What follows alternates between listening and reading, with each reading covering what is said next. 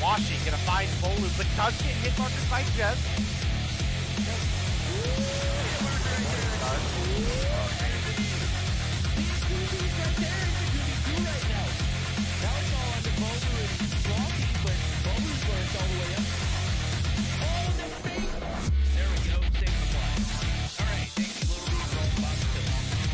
Going up against, they're now all tied up 1-1. Theo is going to get taken down by Jazz. You can now see Jazz pushing up towards the B flag. We'll rock that 35 round. See that we have Bake pushing up incredibly far, but this should be a free kill for Theo. Sure enough, makes that push from the backside, finds Jazz.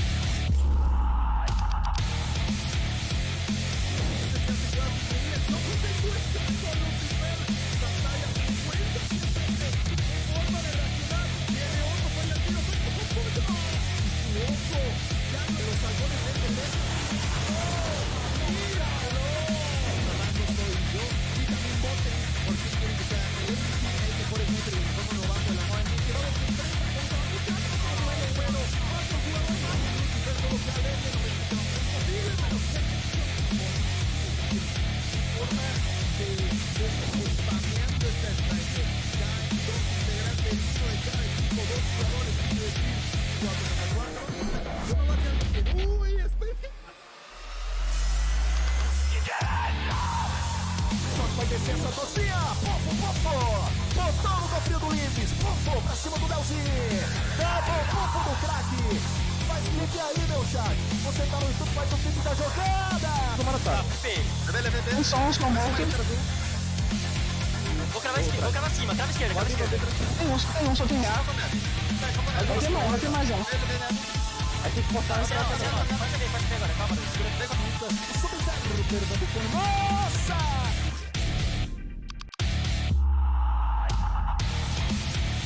And we've got 2 players left to deal with. FN 420. Oh my god, Lucky, what the hell was that? Count them out. Can't do it. Lucky is Dark Wizard. You're the only hope here, Dark Wizard. Oh my god, we've got a 2v5 that is a reality. Lydia looking for the shots. Lydia's in around the corner. Lydia finds one. Lydia just needs to find Lucky. Doesn't have it. We're going to another round. The most at the moment finds another one. Just an absolute demon. Moving Twinkless in with the side of Nova. Dave,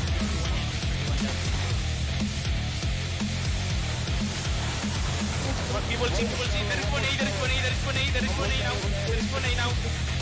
Marvel misses one, but doesn't miss twice. Out. Oh my. Chris, he's all one. Four. Where you at, homie? I know you're in a typical sniper in this area, but right now you're in it ain't even close. Lucky. Get headshot. Cosmo, you want the smoke. Get it too, homie. We got a 1v1.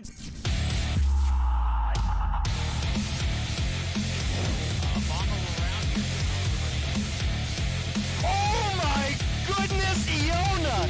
Bro, watch. X7 was left alive. Now it's Iona looking to make this. Yo, this girl's dirty. Aggressively push up to this degree. Lydia's able to find one. Artemisa coming through. What's that? Is that a kilo? Whoa! Whoa! Artemisa, the Damascus kilo. Oh, Kells. Finds one, is looking for two, but Artemisa. Yo, this girl kind of nuts in the kilo, bro. Yo, how are you? I have been.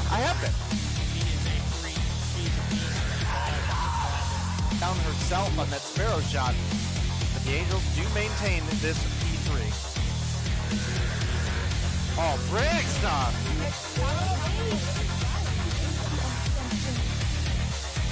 Well, it was looking good for a minute there, Verdict, at the beginning of this round, but it is quickly gone in.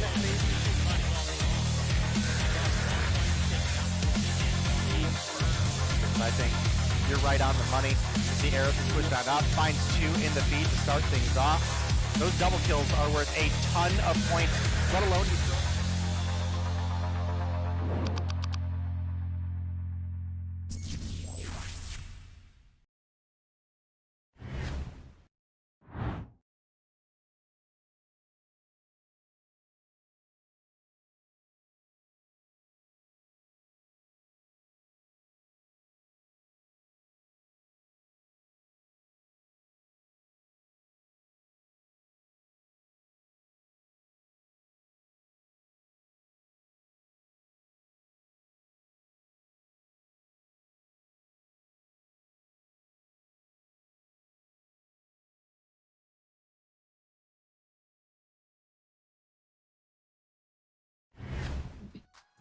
Very good evening to you, everybody. We are back for another season of Mobile Mayhem. Tonight it's just the challengers now, as 4 teams will be qualifying. We'll see who that is going to be. I am, of course, Verdict. Join me tonight. Zim, talk to me, homie. Back in the booth with the boy Verdict, man. The duo, the casting duo we never knew we needed, we're getting for another time. It's another time. It's a lot of fun to be able to do it. Anytime I get the opportunity to run it up with you, I'm always trying my best to take it. But we got a fun matchup here. I haven't seen qualifiers in a little bit. I was able to catch Europe in the morning. But tell me about these teams. Have you watched anything before leading into this? No, I have not. I don't have. Look, I did have a few players message me like, "Hey, be on the watch out for us. We're gonna be popping off this qualifiers. It ain't gonna be like last time." And you already know how that goes. Sometimes they make it, sometimes they don't. Last time. Exactly. It's always going to be like last time or better than. Yeah. And, high expectations, for some of these players. Yeah. This is, it's not a make or break thing, but if you're not making Mobile Mayhem, chances are you're not winning champs. That's chances are if you're not already in the top 3, you're not in a contention to be in the top 3. So it's not a make or break thing, but it is a little bit of encouragement. It is a little bit of push towards the right direction. And, one of the things that you were mentioning about is some of the teams that we're excited to see. One of the teams that I am damn sure excited to see is them girls over at UD Angels. They are finally getting their chance to shine. As I'm taking a look at it, they are going to be our last matchup of the night. We are going to start up with Shredded and 151. Don't know who 151 is, but I know who Shredded is. Simplicity and SXC going in our second matchup. Demise and Infinite Limitless. Team that came through in Stolar Hearts last season. Didn't quite make the cut for the playoffs, but certainly going to be, up to the runnings here for this Challenger Series for the night. So if you're looking at it right now, what names pop off to you? Not Infinite Limitless, but Simplicity is a team that stood out to me. Were they Infinite Simplicity? Wow. I am so far behind. Infinite Simplicity was the team with Kings and Cartels and these guys. Those are the ones that Solar Hearts.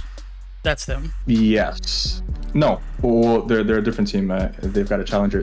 The team that we're gonna see is like Doza and these guys.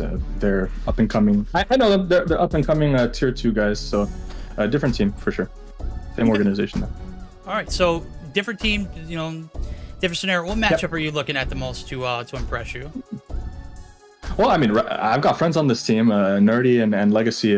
These guys are longtime buddies of mine and people that I've worked with in the past before, so I'm going to have a lot of fun watching them play against this team. The 151, this team here that we're seeing? Yeah, they're playing 151, right? Mitch, Attack, Nas. I'm familiar with Mitch. I feel like I've seen him before. Nas as well. I think Nas wasn't he on Shredded at some point?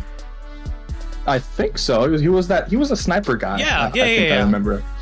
And then, of course, like Scott. Scott is one of my favorite people, just period.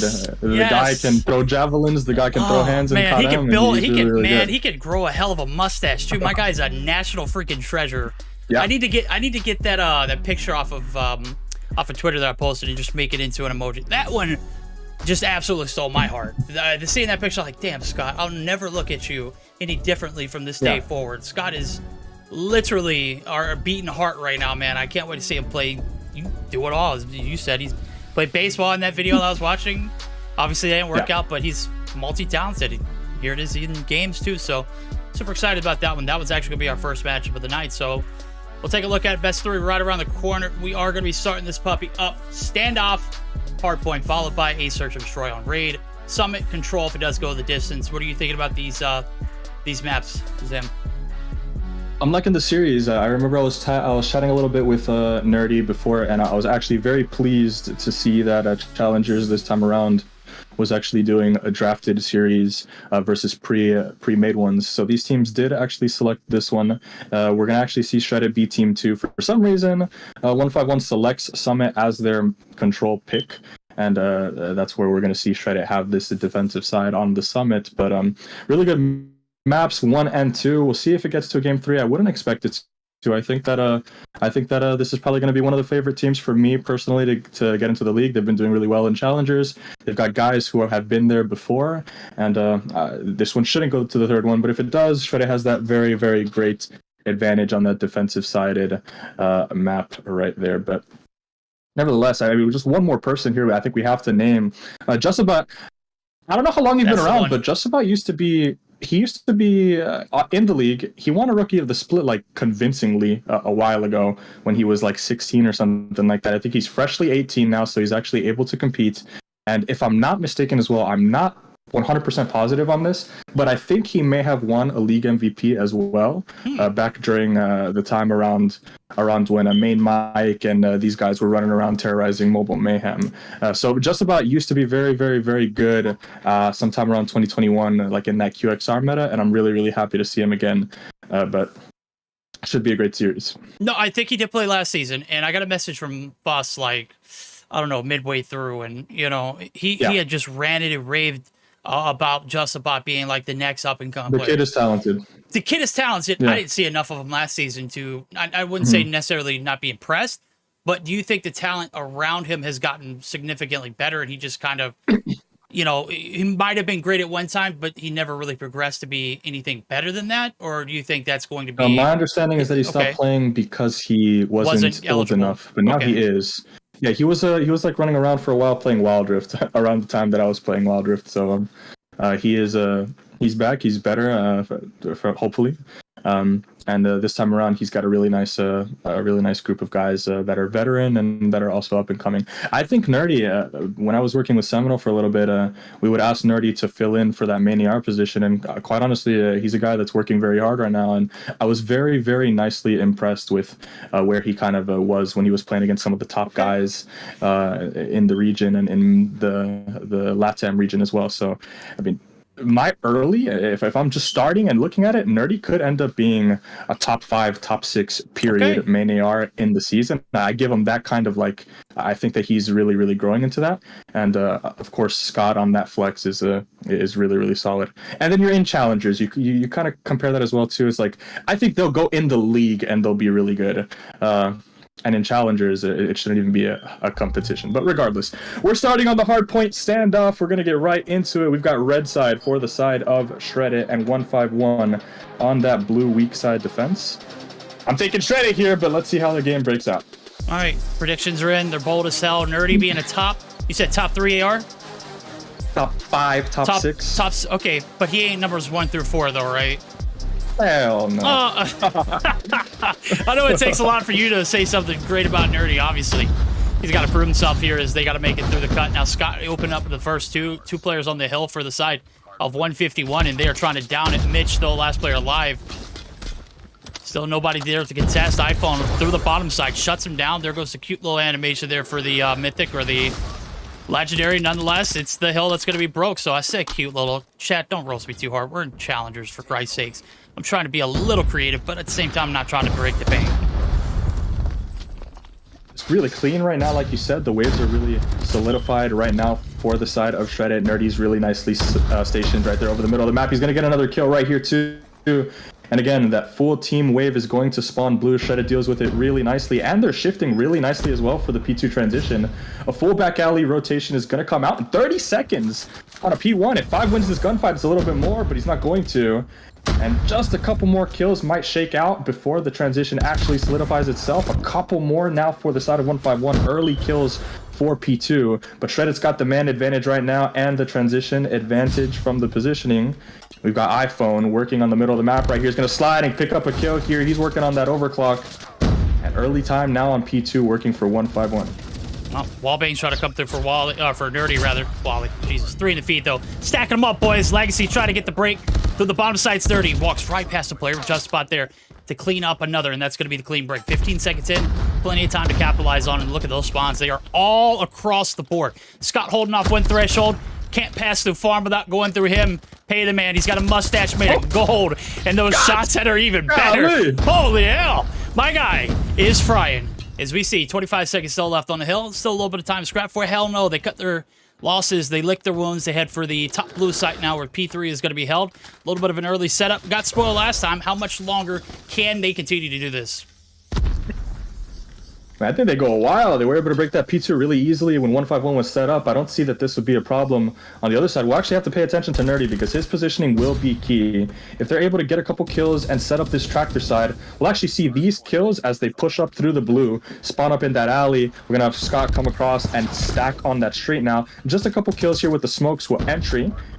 It's not going to go that way for now, but yeah, a little bit of a difficulty. Shredder's going to have to consolidate their wave here. Here comes the TAC 5, the Annihilator as well for Scott. We'll pay attention to that. He's going to pop off over on the other side. He's got one on the hay there, but another one to go. They're working through TAC 5. Legacy will pick up one as well, and the flank is going to come through. It's Legacy on the point, but he's going to get dealt with, and iPhone is left alive on the backside. And for now, 151 is defending the wave really nicely. Wasted pred there for Scott. See if that matters on the transition here, but still a really nice position for iPhone. But here comes the break. The shotgun's not going to work through, but another one is going to work into the top of the hill. Nerdy's to get 3, but it's not going to fall his way. And in the middle of the map, on the transition, Scott's going to catch guys on the cross there. Yeah. But here comes the alley, and the rotation right now is set up for Shredded. They have an opportunity to get another 60 here on market. That was such a hell of a hold there for the side of 151. Did a great job there on the P3 rotation. Finally, a little bit of time there and a little bit of an early setup now. Big kills coming through. Naz actually able to break through the backside. Through the box he goes. He's able to find one, waiting for the troops to rally through. Attack. Look at it. He's got the Annihilator just about on the opposite side. Gets wasted. And massive amount of operators being burnt here in P4, and it's all for a good cause. Scott going to be dumpstered there by the vortex of Oblivion. Jellyfishes locking it down. Where did these guys come from? This is not the same team we saw in P1 and P2. Matter of fact, they have woken up ever since the top blue area now, as we see. 30 seconds still left to scrap for, and they are feeling absolutely great about it. As a matter of fact, nobody is able to break the line here for Shredded. You've got iPhone, who is on the front side. Can't get a hop up. Actually going to bump shoulders with someone who's holding down the broken side of the map, but so far so good. A solid break and a solid hold so far for 151. Really, for me, it's the subs, and I think just a weird kind of setup right now compositionally with the guns. We actually have the main TAC, who's a lot of the time your TAC guy is your main objective player. That guy has 48 seconds, leading the team besides Legacy. He's running an LK, so not exactly the gun you want when you're getting mixed in these short-range gunfights. But your main AR, I mean, look at the scoreboard real quick. Nerdy's doing very, very well. Scott as well. I mean, he's on that flex. He's leading the lobby at 21 and 10. And it's just the subs right there struggling. 7 and 16 for Legacy and Justabot with that shotgun, just not being able to get those trades. I think if iPhone is able to swap off to a sub, he'll be able to get in there and help his teammates a little bit on those crosses. Because for me, watching this, it really just is a matter of getting that one extra kill when that trade happens. But the opportunity now for the Purifier is going to come through. iPhone has the tack. He'll catch one in the middle of the map. We'll see if he pops that here for the big wave. But Justabot's in the hill. Another tack is going to come out for the side Legacy. of 151, but the Purifier's in the hill. It's doing really nicely. But he's going to go down. And we're actually going to have to really rely on Justabot here to make a play through the back alley to flip this. Nice two-piece there for Scott on the hill. But if Justabot doesn't make this play and solidify this flip here, he's going to have to deal with two players. It's going to be dire. He's going to pick up one there in the shotgun. And the slide and not get that to go there. Finally, the tack will come through, perhaps a little bit late. The wall bangs are in effect right now. Scott's looking over the middle of the map. And now we're going to have to see if we can get a couple first bloods to work in our favor. No, you're absolutely right. Here comes the entry, though. Two players on the hill. They're stacking it. Immigrant, last one alive, now on it. Now backside is going to be covered. There is Naz. He's going to get dropped. Not looking too good here for 151. The break looking like it might come through with 10 seconds into the objective. And just like that, 3 in the feed there. Nice little wipe off of the objective. Backside still uncontrolled. As we see Mitch actually get dropped himself. Spawn's not favoring either. It does look like the solidification of the break is going to stick, and we've got ourselves a little bit of an opportunity for a listen. We'll go ahead and dive in. 30 seconds left to go. Let's see if they can hold on for dear life. We're going to go ahead and jump in with Shredded now as they are regrouping the lead. And now we'll see the setups and the sounds of their listening for that P3 setup too. Legacy, you got it? Legacy, you got it? I got it. Don't worry about it. Absolutely. Dead. Nice call. One of them's gonna spawn boxes soon. I'm watching it. Bro, watch it, leave. Box is dead, box is dead. Nice. Go. Go no, Scott. Let's pop for this. I'm trying to get another one trap. I got my top blue. I'm about to blend him. Chasing you. Listen, let's win. Oh, inhale. Stairs. That's two in hill. Okay, One top, one stairs. One Stairs, Spawning out. Let's go hop up. I got him. One trailer, one tank. Blue van, one shot, deli side now, deli side, deli. Inside deli. Nice. Dead. Alright, good push, boys. I got vortex. Alright, let me get a trophy up there, Nate, before you go up there. I got it. He's top up. Dead. Bottom blue there, Nate. Got your bottom blue there. Yeah. I need someone to watch my health. Ladder, dead. Oh boy, them boys are cooking. Look at Scott. He's sitting on 35. The comms absolutely beautiful as the break comes through in the P3 site. Shred it all over it. Shredding their competition left and right. The grab vortex, the comms, everything. Absolutely pristine now. 151, can they handle the heat? Zem, this look like it's getting put away nice and tight. But we looked at 151 in the first set of hills. They look solid on the break here in P4. Can they manage to get a good setup and a hold here, or will they get broken like they did in top blue? And I think right now, the way the game is going, they've really caught fire in the last couple of hills, and we're seeing guys actually step up. At that point when we noted it, Legacy was 5 and 13. You open the scoreboard right now, he's sitting at 21 and 18, leading the lobby in time. Scott is continuing to absolutely fry. He's got 37 there, and the intensity and just the vigor in the comms right now from Nerdy is really pushing everything forward. Right now, everything looks like a perfect storm brewing to continue to elevate these points right now, and they've got the entry there. There goes the Purifier. He's going to get a nice two-piece in the door with that H2O. Here comes the attack, but it's not going to matter. As Legacy's going to pick up the big three-piece. The street is covered. Here comes the Pred. It's going to come down. Boom. Get a kill right there on the box, and another couple kills for the side of Shredded is helping them collect this time as Scott is perfectly positioned to pick up pinch kills, but he's gonna fall on the backside. An opportunity now to pinch, but the main AR is in the back. He's doing really nicely. Now an opportunity in the front. Can iPhone pick it up? He won't, but a pinch will come through. And so far so good for the side of Shredded. Oh, no. Yeah, so far so good. The break comes through the waist of operators. Just about last-ditch effort. They can close it out here. Only 10 seconds needed. Legacy holding on for dear life. He is heated up. Not only with the Purifier, but with the Gunny as well. Bro is sitting at 28 now. We were just talking about him being on 21 and 19. Burrow's only died one time and he's got 28. He's cooking. We'll see if we can close it out now as 6 seconds is all that is needed. P1 reset right around the quarter. P1, or for a third set of times. And it is like a glass of fine wine here as side of Shred has just gotten better throughout this hardpoint. As a matter of fact, I think they peaked at that P4 break. I don't think I've seen so much coordination and well-rounded gameplay tonight as of yet from this team. They are finally going to be able to get the break. Just about there for the action. He wants the Gunny. He takes it to Shorty. Dumpstering game one. Big vibes coming through. 250 to 149. It was close at the beginning. It was far from close towards the end. I mean, you really see the teams that need to belong. They figure it out as the game gets longer. Of course, you might get hit in the face early on, a little bit of a surprise. Maybe you don't respect your opponent. Maybe you're not absolutely certain of what they can do at the rip of the game. But then it all kind of sets in, and you see the better teams, they pull away when they get those big opportunities on those big transitions, and that's exactly what Shredded was able to do. Chain a couple kills together, chain that into some big time on that blue hill, on that market hill, and they figured it out as the game got more and more tenured. And again, we just got to highlight just the effect of Scott on the map right now. He was an absolute dude from start to finish. And another thing that's really kind of... I gotta highlight it, gotta give Scott his love. The UL, him kind of championing this gun and really bringing it into the meta, and then having pros kind of like look at him really fry with this weapon and say, damn, like this is a really good thing. You see Space picking it up. You see now his influence just from his creativity, his how do you say uniqueness, what's the word? His uniqueness, his like yes, this kind of leading other main ARs to kind of take a look at it and to say, damn, maybe this is good. And it really, really is. You see Space again, Kings, maybe some other main ARs, and not just that. I'm working in some other regions as well, and we're seeing international ARs looking at North America and also picking up this gun and dominating with it. So Scott, right now, he's having a long-lasting impact on the world from our challengers in North America, and that's great to see. Again, nerdy as well. He played very, very well on the map, standing in the right places, giving his teams the correct set of spawns, beaming over those lanes, really helping those subs pick it up when they were struggling, enabling there. And then, just Legacy and Jussa, and then iPhone filling in the gaps and getting that time. Really, really well-rounded, balanced win for the side of Shredded. Well, you heard it here first, ladies and gentlemen. Scott is him. He is here, officially arrived. He is absolutely Himothy. All the above. My guy is cooking, man. That UL never looked better. Obviously, we've seen... Let him cook. Let him cook, man. Let him cook. Let him fry. Let him cook. Let him do his thing. Right now, we're going to get geared up for game number 2. An absolute brilliant display of composure. Pretty much all elements of the game that was needed. You had your UL player absolutely crack, your LMG. I'm just so glad we don't see 4-man Holgers like we did in EU today. The map is so great right now, right? Yes, and it is viable. It really Go is. ahead and jump. Go ahead and jump into that UL pocket, right? And let it carry you.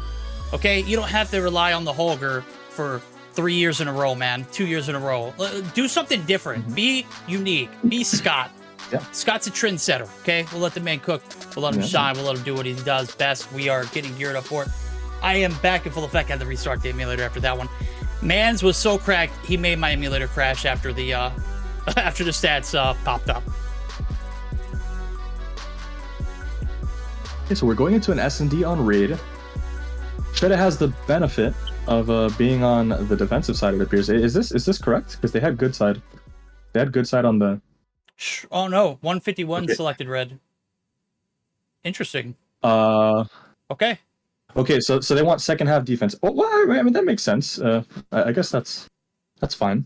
You're giving if you're 151 in the draft, you're giving them an awful lot of advantages. You give them offense here to start, or rather, you give them defense to start, and then you pick a summit and you give them the side selection on a map that's very, very defensive heavy. I'm not sure who exactly is doing the draft, but perhaps they are a Reddit agent in disguise. But regardless, we'll watch the raid S&D as it was, and we'll highlight and see who's going to be running this sniper rifle. But if I had to take a guess, I'd like to see Scott run it. And anytime we've gone into a VC, just like think of all the times that you've gone and you've listened to like this guy. Thinking back to when he was on that split with Goofy Goobers when they did really well, filling in for, I think it was Band that season. I just love listening to this guy talk. Like he just always sounds good. He always sounds like he's driving your comms. He always sounds like a stable guy that's not tilting, just really focused guy. You really love to have this guy as a teammate. He's I can't speak. Wait, we're talking about highly Nerdy? enough about him. No. Oh, okay. Talking Thank about God. Scott. Okay, Scott. Yeah, I'm about to say. I know you're not talking about Nerdy. Nerdy's like all over the place. I kind of zoomed out. I was looking at chat too, but I was making sure. I was like, this guy's definitely not talking about Nerdy.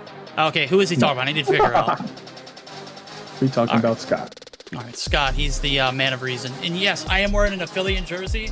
Got it from Mac at Stage 5. What do we think, chat? Is it a dub? You can go on Affilian's web or Twitter page and you can actually see their jerseys. I'm sporting one of them.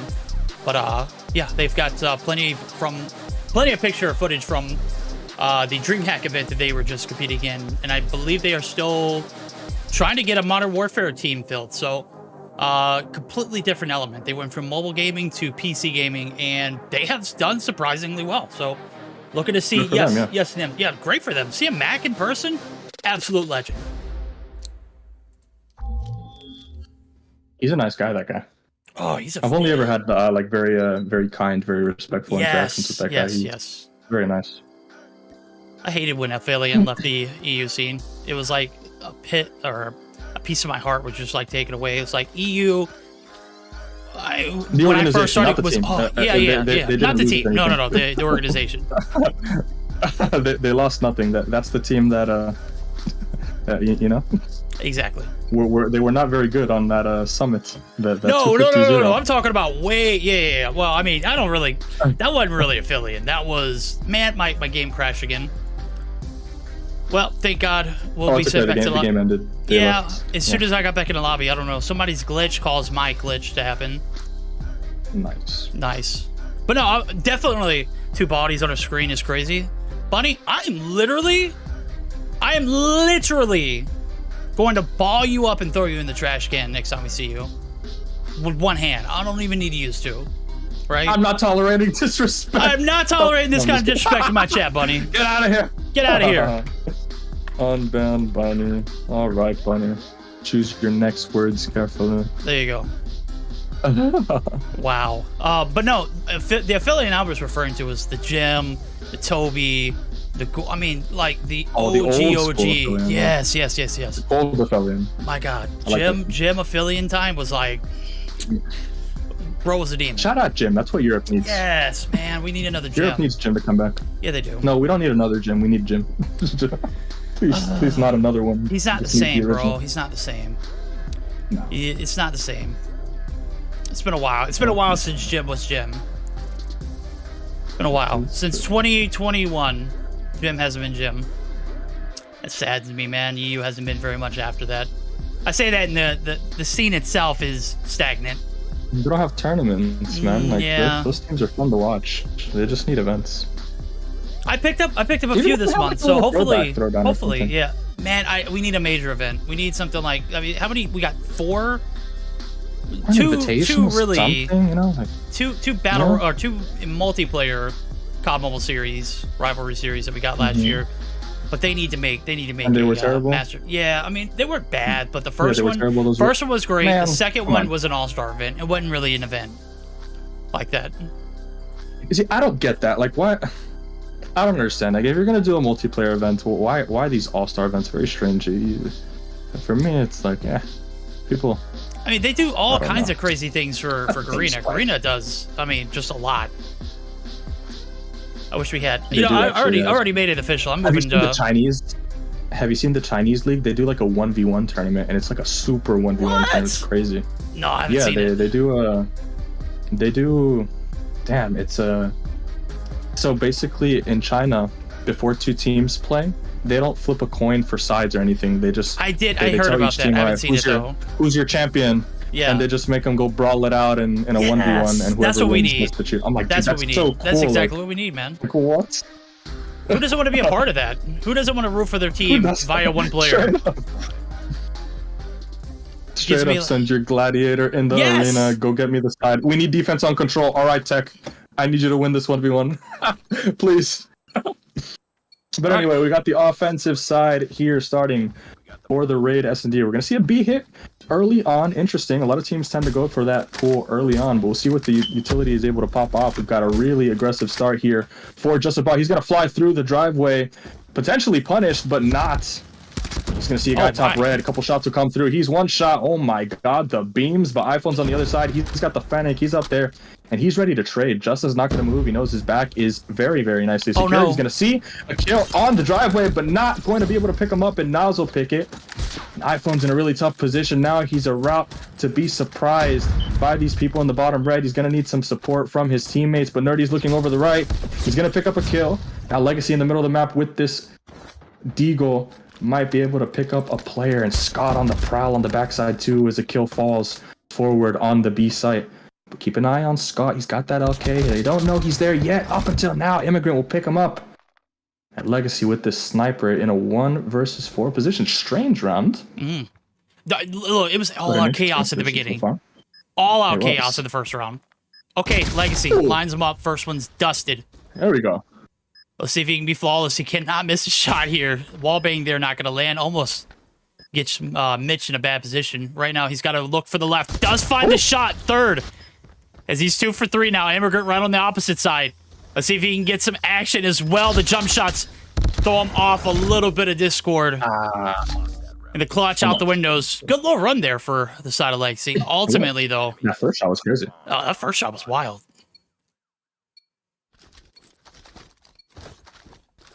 So see a defense again. See maybe if they choose to go back to that side. It worked the first time. If it ain't broke, let's maybe not fix it.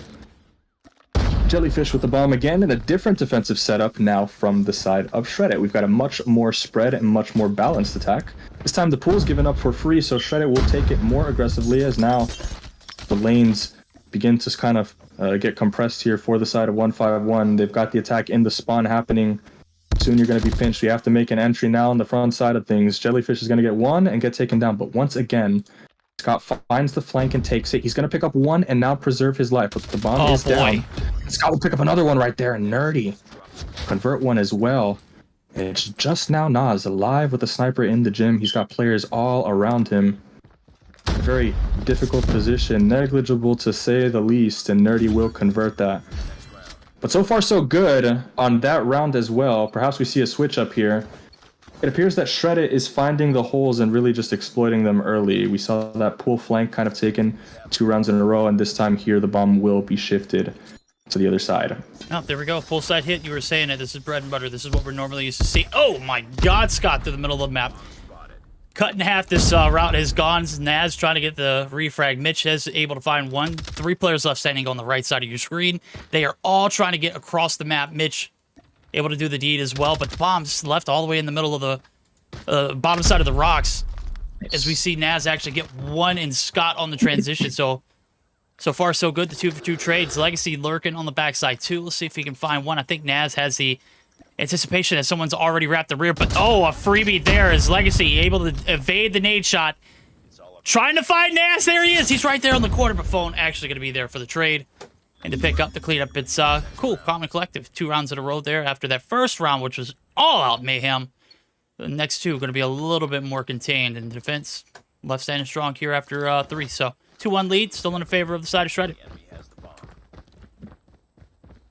And I'm not liking currently the look that 151 is giving, generally just putting everything forward on the site. We've watched this map in great detail together in Europe, and we talk about backside protection a lot and just making sure that you have a way to get out. But Scott is not going to allow you to do anything in the middle of the map. That's Scott's map, but the wall bang will come through very luckily now.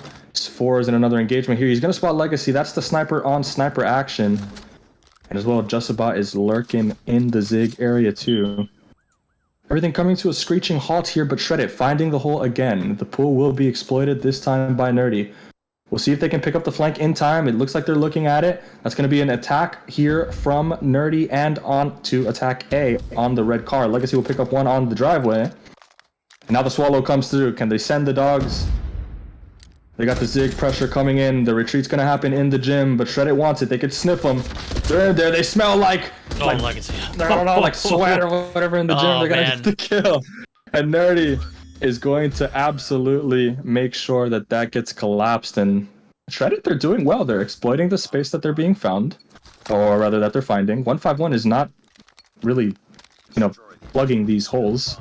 And we're going to have to see a little bit of that if they want to win some of these rounds. Surely you recognize that you've been flanked 3 times now from the opposite side that you're not pushing.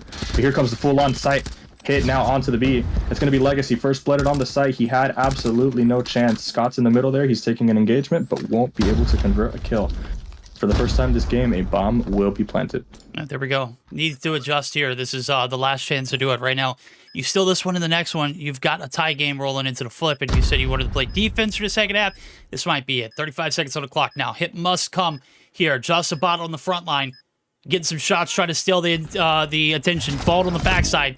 Not going to amount to much. Middle of the map's being cut in half. Scott trying to pick apart anybody onto the ringside. 2 players there. Can he go big? Gets the first on the heady. Naz! Gonna be able to stay alive? No, just about there to collect. Bodies hitting the floor left and right. Mitch is left in a 1v2. The boxing gloves are out, but it was just the Nerdy kilo shots coming through, and what looked like a great round was a 4v5 retake, masterfully done, leaving 2 alive in a 4-1 split now. As we see, things look like it looked brighter. Just because you're at the end of the tunnel does not mean that is the actual light from the outside. That is not the sun. Do not run into it. And certainly it was death last round. So great recovery there for the boys over at Shred It. They are locked and loaded here in this Search and Destroy. Have not showed a single bit of weakness since that first round. And the encouraging thing right now is that Shred It just, they don't care. They get up on the space. That they're getting up onto the red. They're getting up into this P5 position where Scott's able to maybe get a couple trades here. A second one's going to slide onto him on the P5, but he will fall because of it. Now an engagement between Jellyfish and Justabot. You've confirmed the bomb, so now everybody can come back. The Legacy with the snipe is going to get a kill, but surely we play the bomb here. Surely we don't just walk at the spawn. Surely we do. And Justabot finds one, but Legacy will also be punished right before, and Justabot will find the hole that kills 2.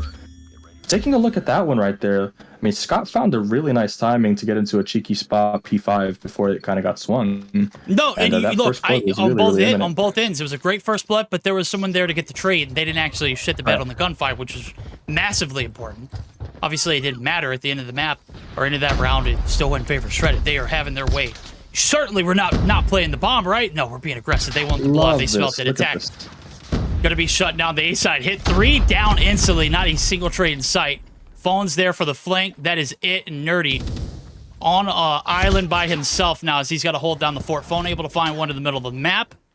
Certainly doable now in the 2v5 up for grabs, making it a 2v4. But look, they've got bomb. They are certainly not going to be aggressive like Shred It. They're going to play it to a T. A minute 20 on the clock. Zim. This defense looking like they're standing strong. They are not getting too aggressive either. Yeah, but even though Shred It kind of got smashed on the front side, I really think that was just a matter of winning a couple gunfights. Like that, everything looked good for what you want a pool hit to be. You had that really strong attack on the front side of the pool. Oh my God, iPhone's gonna pick up a really nice one. Tag him up a little bit. Let him know he just aggressive. Absolutely body slammed there as Mitch is gonna trade it. Toxic. But I like that. A little bit of confidence there. But as I was saying, that was you got turned on. You got turned on body shots right there. Felt that one. Had to let him know. Oh yeah.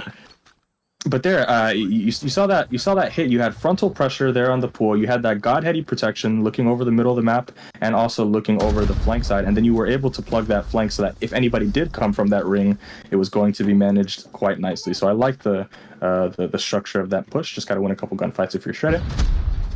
Legacy's going to go for a coin flip first blood there, but he will be punished. And now we're in a 4 versus 5 position. 1-5-1. Firmly entrenched right outside of the red and right onto that ring. Every other lane right now occupied for the side of 151. We've got attack looking over the pool here. Scott, maybe the opportunity here to find one as he's going to just see the scalp of attack A. Good on nade. that site right here. Oh, great nade. Look Really at nice that. nade. It might pick him up, and he's Beautiful. gonna get the actual kill. Now that he's confirmed the pool side, the transition should be able to come through. We might see this right now, that Scott kind of realizing that he has this pool space open. Hopefully he calls the bomb to rotate, and there goes Nerdy. Now we're going to see Scott and Nerdy working on the other side of the map. iPhone is going to just occupy a little bit of attention and perhaps cut off in the middle. So if anybody does come from that ring side, he'll be able to see it. And engagement right here with Immigrant in the middle of the map might be key for how this round pans out. But it looks like iPhone is in the blender. Immigrant's jumping over. But the uppercut will barely miss. And oh my God, if that would have been hits. 2 in a row. That would have been 2 rounds in a row where Immigrant got absolutely destroyed and owned by iPhone. Nonetheless, didn't happen. We didn't see it here. First time around, body shots were absolutely beautiful right there. He ran out of ammo, couldn't get the body shots to come through, and then literally couldn't get the uppercut to land either. So bomb's been hit over towards the A site. The advantage may not be on their hands number-wise, but all they've got to do is hold the fort down. So 30 seconds left to go. First engagement coming through. Nerdy. If he's not doing it with the kilo, he's doing it with the sniper. I never thought I'd see the day. Right now, he's going to get a little aggressive. Mitch leaves him one shot, but the one that gets away, will it make him pay? From the front side, Scott, he's doing it most. Oh my God. My God. He's a god. Scott is an absolute He's that god. guy, bro. Man. He is that guy. He's got 10. I mean, he puts up, what, 40 in the hard point. He's got 10 and 6 right now in the first round of the qualifier Scott. here for challengers. I mean, he wants to get into the league, and it looks like right now nothing is stopping him. And there's only 1 round. Now it's match point. He's got the bomb as well. He's making it happen. And another very nicely structured hit for the side of Shredded. Just got to win a couple gunfights on the front, but the bomb will go down. Justapot's got a nice opportunity here now to watch the flank. Got to pick up that bomb. See if we find something nice, but Nerdy and Legacy are working. Trying to see if we can find the murderer that killed my teammate here. Scott on the middle of the stairs. That is going to be attack A on that bomb site. And for now, if you're at 151, you just kind of chill. You don't have to do anything right now. The other team has to make the decision with the bomb on what happens. Justapot is narrowly going to miss the flank, it appears, but maybe a flank of his own soon. He spots Nas in the middle of the map, but might not know about the player P5. Great trigger discipline. This is absolutely wonderful. Justapot makes the play. Now try to escape with your life. He won't be able to, but iPhone in the middle of the map, he'll trade that. Now we've got a 3v2 advantage, but attacker A is still on the bomb site. No He's way gonna you pick up ego 2, that. and now There's iPhone's no 1 way. versus 3. Attack A with a 3-piece to win the round. So much happening listen, there, there's no way. golly. You know, attack's the last guy, and the first thing you do after getting 2 beautiful backside. He's like, I want another one. I want to go for the A ego challenge. I want to get this guy off. That was I mean, such he's the wrong. attack A. Hey, attack He's A. taunting him. Please, yeah, attack he is. A. Hey, come on, come this way. Attack A. He is holding it down. I see where he gets the name from. This map certainly held down by him on the A side. Jellyfish is opening up with the first blood. Attack A is the center focus here for A. If you want a brute force push, you got to take down the man himself. Literally in his name. Mitch there for another. iPhone finds one before he gets ousted. And right now, Nerdy, he desperately wants this gunfight to go his way. He is so willing to take it that he's willing to risk 3 rounds of losing on the push towards the A site just for taking the ego chow here. I love the commitment. Let's see if Nerdy gets anything. Immigrant up top, trying to play for some intel, for information. Top side of the heady is where he'll be for the sniper purge. Attack A, though. He is the main objective. You take that player down, you certainly got a free plant. We'll see if he can come through. Nerdy says, not today, just about. Able to find one on the back end there onto Mitch season. So bringing it back and reeling it back in for 3v3, Zim. I mean, it could be worse. Your best player right now is still alive, so you've got a chance right now. Scott is on the God Heady. Wonderful position, but that previous kill dies in the Zig, and they're maybe going to challenge it again. Now, Justa's going to consolidate a little bit, but now that flank opens up. Maybe the timing of this is a little shabby here. He's going to get caught by attack A on that bomb side. We'll switch over to him. Oh my He'll God. catch another one onto Scott, and now Nerdy's left on the bar, but Immigrant is flanking. Nerdy doesn't know about it, and the swallow will come through. So another wonderful defense there by attack A, and he's been doing it by himself on this site the entire time. So a great effort there from attack A, and you know, if I'm him, I'm just telling, hey guys, please don't die on the other side of the map. I got this pool. Just get my flanks, get my trades, and we're sitting really, really nicely. So far, the offensive side for the side of Shredded has been kind of stymied there a little bit. But a nade will open it up onto Mitch. No harm, no foul. Actually, a lot of foul. That's one of our better players here. But one now is in a really nice position. That's going to be Jellyfish. He's going to pick up one. He's going to pick up maybe another one on the side. But Nerdy with the nade is going to come through super clutch and just barely pick up a player that could have destroyed the structure of our round. Attack A again on the laundry. He's looking for one. He catches him. Now he's in the top laundry power position with the flanker on the other side. Just a little bit of information will go a long way. Well, here we go. Bomb plants down. Minute 20 going to be reduced 45. Last stand here. Immigrant on the flank. Shut down. Attack A now has to go into attack mode onto the B site. He doesn't know it. Backside not covered. There it goes. Nobody's still alive. And that is it, ladies and gentlemen. That ends their run 7-4. It was a hell of one. Search and Destroy looked better. Ultimately, better doesn't get the job done. The 2-0 fashion there. Shred handled business. Got to commend them. Scott and the team absolutely looked great there in this series. And the best 3 ends in the exact way that they want to go. So they are going to be moving on to the main show. They are going to be participating in Mobile Mayhem North America again. This season is going to be starting back on Thursday. And guess what, ladies and gentlemen? If you're still sticking around, we got very, very positive information coming through. You asked and you shall receive. Bobby Plays is back on Thursdays, bringing you all the action for Mobile Mayhem. I will be joining him as his co-caster, and I'm super excited to invite the man back into his rightful throne. Bobby being back to cast Mobile Mayhem is just not, you can't name a better combo. So I'm welcoming him in with open arms, and I'm hoping that we get a chance to work together again after this season and continue to get these splits, because I've enjoyed the most working in Mobile Mayhem North America as well as EU. So I don't want to get too like primal over my territory, but it was his first. And if it was anybody else, I'd say hell no. It's him though, and he kind of owns Amplified, so I didn't have a choice. So I say that like I wasn't excited about having Bobby, but I wanted you to know it was also a joke. Bobby, we can't wait to have you back, bro. I like Bobby's casting, man. I love Bobby, bro. Bobby is just such a... It's funny, I was going to say Bobby's such a dad, but like he is. No, he is literally a dad. Like, he just brings like a warmth to the cast that has been missing for some time. So this season's going to be great to have you back. Yeah, apparently he has more kids than Nick Cannon. He has only one, but he has literally fathered so many kids in COD Mobile. So if you know, you know. But that's going to be it for our person. Yeah, he's the Godfather for a reason, right? Yeah, and I'm the Super Mario of Call of Duty Mobile now. They said I had to do the Mario voice because it's me, a Benedict. That was probably god-awful, but you guys get the picture. The mustache is in.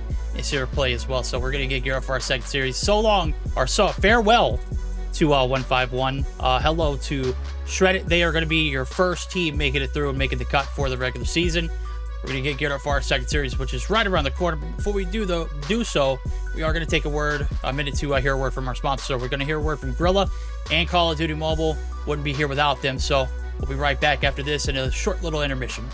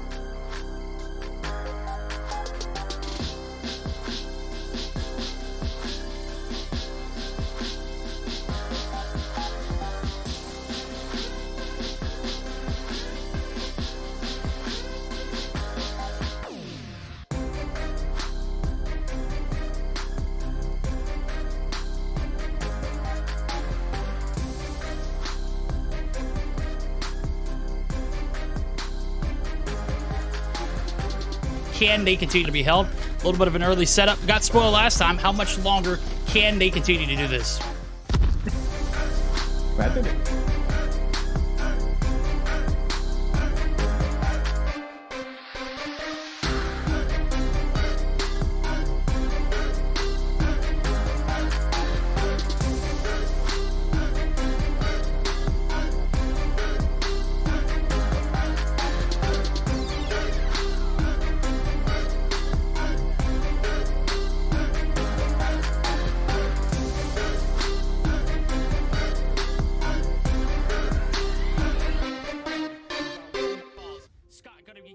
There by the vortex of oblivion jellyfishes, locking it down. Where did these guys come from? This is not the same team we saw in P1 P2. Matter of fact, they have woken up ever since the top blue area now, as we see.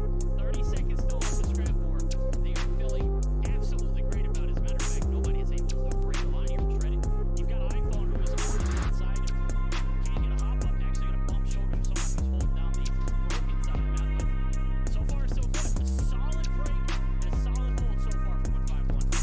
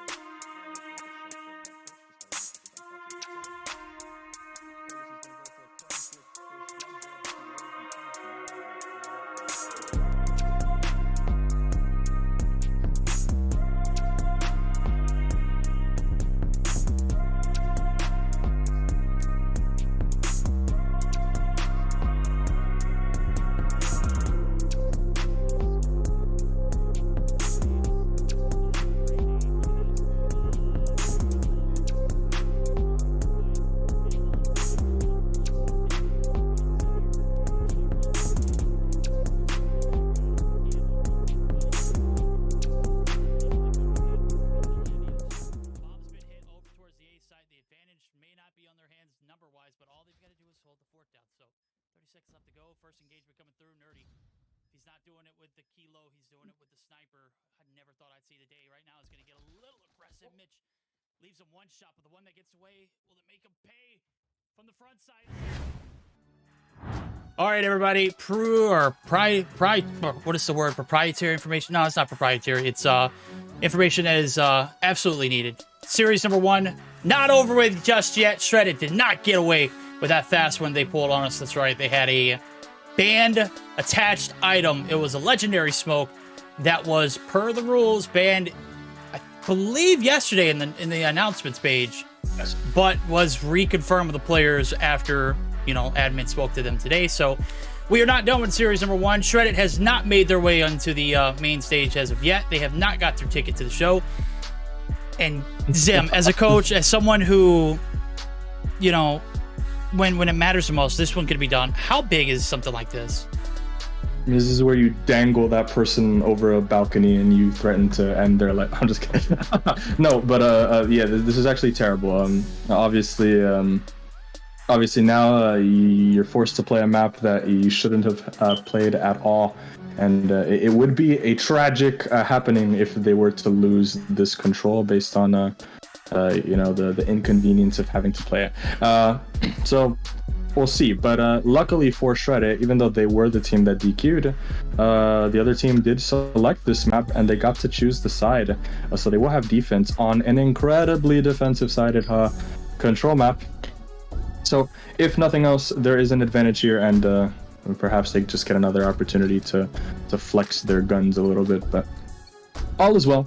We'll see how this first round of defense goes, but hopefully that legendary smoke can kind of go away. I'll actually do a little bit of due diligence here and just check and make sure nobody has it. Everybody's good to go, and we will see the break now starting on the Summit defense. A big top stack's going to come through for both teams. We'll see trades happening very confidently now for both teams. Legacy's going to find 2 there, and now the defensive spawn trapping begins. Here goes Jusabot. He's on the top forklift with the shotgun. He's working. He's finding one. He's finding a second one, but the pumps are not going to land. And Legacy now in a position to find a couple kills. Now the contesting on the side is happening, but the player will get traded off. And so far, so good. 26-23 advantage for Shredded. Kills happening all over the map. And a nice central position in the top is going to anchor down this very, very ever important top position. Oh, there we go. 4 in the feed already there for iPhone. He's been the man of the plan here in this one, as well as Legacy. They are contributing to the cause. Scott has been the heavy carry for this team so far. 2 out of 3. Right now, he's going to have to take back seats. Time to shine for iPhone. He is rocking and rolling there as he finds another one at the top. No, Mitch season's going to catch him off guard. Scott there to redeem his teammate. Picks up his 3rd. And all is well as in well right now. First round. This is looking like it might come down to about the timing. 20-13, the life count. You can't make it to either objective. Now we're trying to go to the snow site. iPhone going to be there for the spawn. Is going to give the intel out in the top side. For Legacy, no, he's at the bottom. He is absolutely frying, too, as he's got 4 combo. He is looking for more. Immigrant shut down. Oh, my God. He almost gets jelly as well, but leaves him 1 there for the cleanup. Is his teammate in just a bot who is not a bot. He is shooting hot, and certainly a lockdown here on the defending site. So far, so good. Shredded, locked and loaded. 1 tick of progress does come through. And with that being said, if they do manage to get this point captured, they will have 1:20 to get the bodies either downed or capped. But look at this double time from Attack A. He's hopped the hill, and this is going to spread the defense a little. Good kills, good kills. It's doable. 10-7 now. If they just stack the point, it's very doable. The double time is key. Justin's gonna win a huge on the entry right there, but Jellyfish will trade it. Now a Swallow's gonna come through. Wait, hold on, we've got a round. Now if Nas is able to maybe get the kill onto 3, he's up top, he's gotta jump down. No, he's in the bottom there. That's just above. He's a kill away from his claw before Immigrant. It's still 4-6, still very winnable as Nas is gonna find just about. That's the extremely important player now working on the second tick. There's only 5 left, but you can still win with 2. You can also still win with 2. Oh, yeah. 2. There's 5 left now. Kill there. Now we're gonna have to see the round slow down just a little bit, but this kill has to come through for iPhone. He's gonna pick it up, and now the round slips away. But there was a moment there, and yeah, you can see the difficulty on this map. It's not getting the kills. This is a 1v4 right now. This is still a doable thing. This is. Mitch Still is still in a very, very good position. They have no Oh, he idea doesn't where know, he's he at. doesn't know, he doesn't know, he doesn't know, Oh he my doesn't- god! No, if he he's gonna doesn't, get if he turned doesn't on. hit Oh, no, fire, he does- if he doesn't hit fire those first few shots, Oh my god. I know those were panic shots, but that was certainly still a doable. That was like a search and destroy. Granted, we didn't see a single 1v4 come through for the side of 151. That could have definitely been a more doable round. Almost. Got to commend them. Tippable first round. And again, if you're looking at it from an attacking perspective, they've got to do it to win this series. They got to find one attack round to win. Attack 5's pop now. They're looking to go ahead and just make this a clean sweep. Look at the attacking side. As Fallen's already able to get the top side control. He's got 6, gets 7. Attack shuts him down. And right now, 3 for 3 trades coming through. So back to square one we go. But Justabot still holding down the fort here on the A side of the map. Annie whiffs. Oh, that's tough. Annie and the claw whiff. 2 0-kill operators there. Those are your most lethal ones. And I was going to say the previous round, like, you can clearly see now the difficulty is not getting the kills on Summit. The kills happen. It's how do we stop the clock? It's how do we continue to build on having the time to actually use the pool of lives. That's really the toughest thing to do right now. As we're going to see Shreddit entirely on the point. There goes the attack, but another Swallow's going to come through. Attack A with 2. Immigrant's going to get another one and spit on Nerdy. No. Absolutely gets slammed. Oh, and there my. goes the there goes the flank here. Now Justabot's got a claw of his own in a really, really nice position. He's got to get a kill onto Jellyfish, but he won't. And Immigrant's in a really nice one there on the bottom here. He can pick up another kill onto Legacy, but Legacy will do the work and continue to stop the clock for his team. He's got a Purifier as well in a really nice forward position, but the flash will come through. Entry onto the site. Attack A with 2. And now the full weight of the defensive setup here from 151 is focused, entrenched in the middle part of that map is an Immigrant. He does have that top control. The slide will not pan out for him, but the Vortex is now here for Nerdy. And a very nice position here. Potentially a double time is going to come into effect. And here comes the double time. Now just an important kill has to go in the way for Nas. And now Shredded's in a really nice spot here. Vortex is cutting off the reinforcements. But the trophy system will come through on that final kill. And iPhone maybe spreading the love here on the other side here. Another one of an identical position. 13-7 here. A tick of progress on the B. The round will slow down now for the defense. To me, the offense has the advantage here. Clearly, they have the life advantage as well to go along with it. 2 times up to top. Legacy's going to get dropped just about there quickly to get the trades. You can coast off this one. Just continue to throw bodies left and right. If you're the side of 151, you can afford to do so. Immigrant has to win the gunfights. Does get the trade. And, of course, attack A, your top frag, your carry, he's going to be out the window. Mitch also dropped, is down the 1. It's a 1v8. Not happening. Legacy finds a 2 to close it out. And they are absolutely spitting on him right now. I saw the flick of a lifetime on Nerdy, but he might have got spit on that instance so far. The series count in this control, it's 2-0. They have not shown a sign of weakness. Granted, that first attack round looked doable.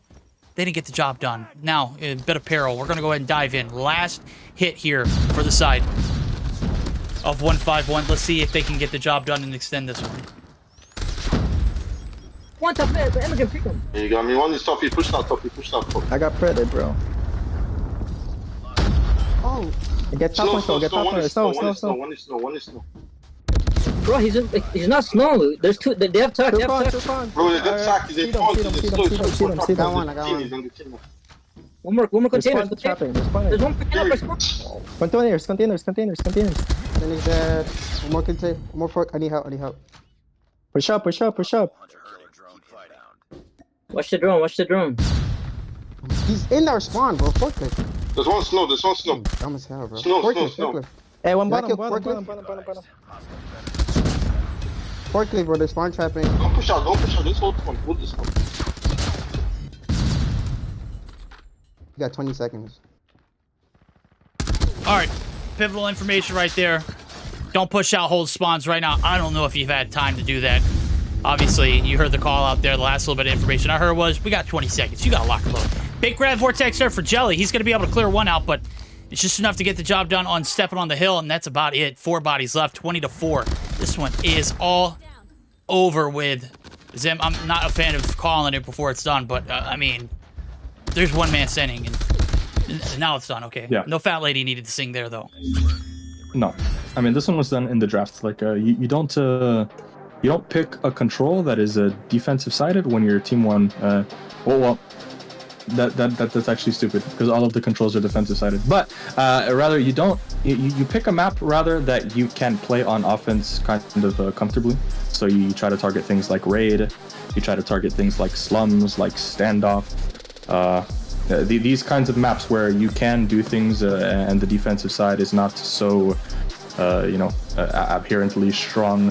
Whereas you go into a summit and the defense is everything on that map. You see entire teams completely forego using their operator in any circumstance other than on defense to absolutely annihilate you in the base, and that's kind of what happened in the end there. We saw a lot of kills, led into getting that space in the defense. You see purifiers, claws, the annies come out at that point, and then you're not having a fun time. I mean, most recently, we can see this map being played at the highest level at Stage 5, the very last map of the Grand Finals. Completely defensive-sided map. So if I'm 151, I learned from this in some ways, but more than all other ways, we don't draft that map if your team won when you have other ones. So.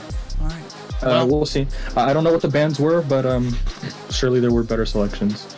Surely but regardless, Shredded takes their rightful place in the league, and there you go. All as well.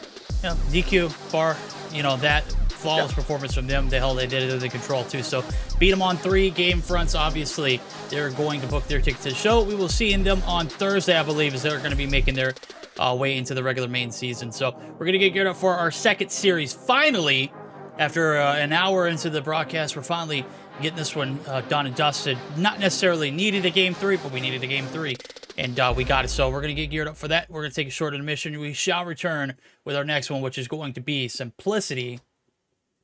And who are they playing? What are these? Joker's team. SXC. Yes. Okay. SXC. How did that not? This is this is going to be a good one. We'll tune in and find out now as we're going to get geared up for that one. Players starting to funnel in. Should be momentarily to get it started on. So we'll be right back.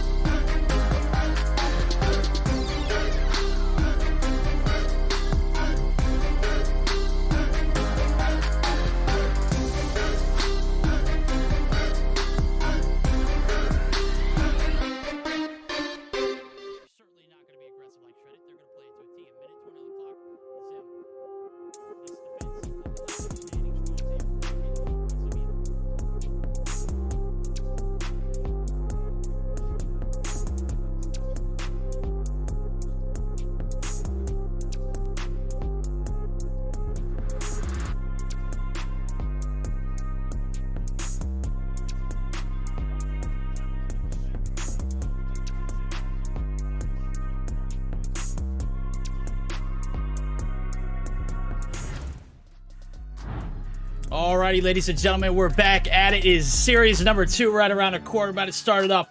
It is about to be a brutal one again. We've got another matchup on our hands. Could go the distance, but let's see how it unfolds now. Team SXC taking on Simplicity, one of the teams that put up some decent numbers. As a matter of fact, they took a map against LG when LG weren't losing maps, right? So this is definitely one of those teams that can come through. Now, there are different names that come up when we talk about it, Zim. You made a mention of it.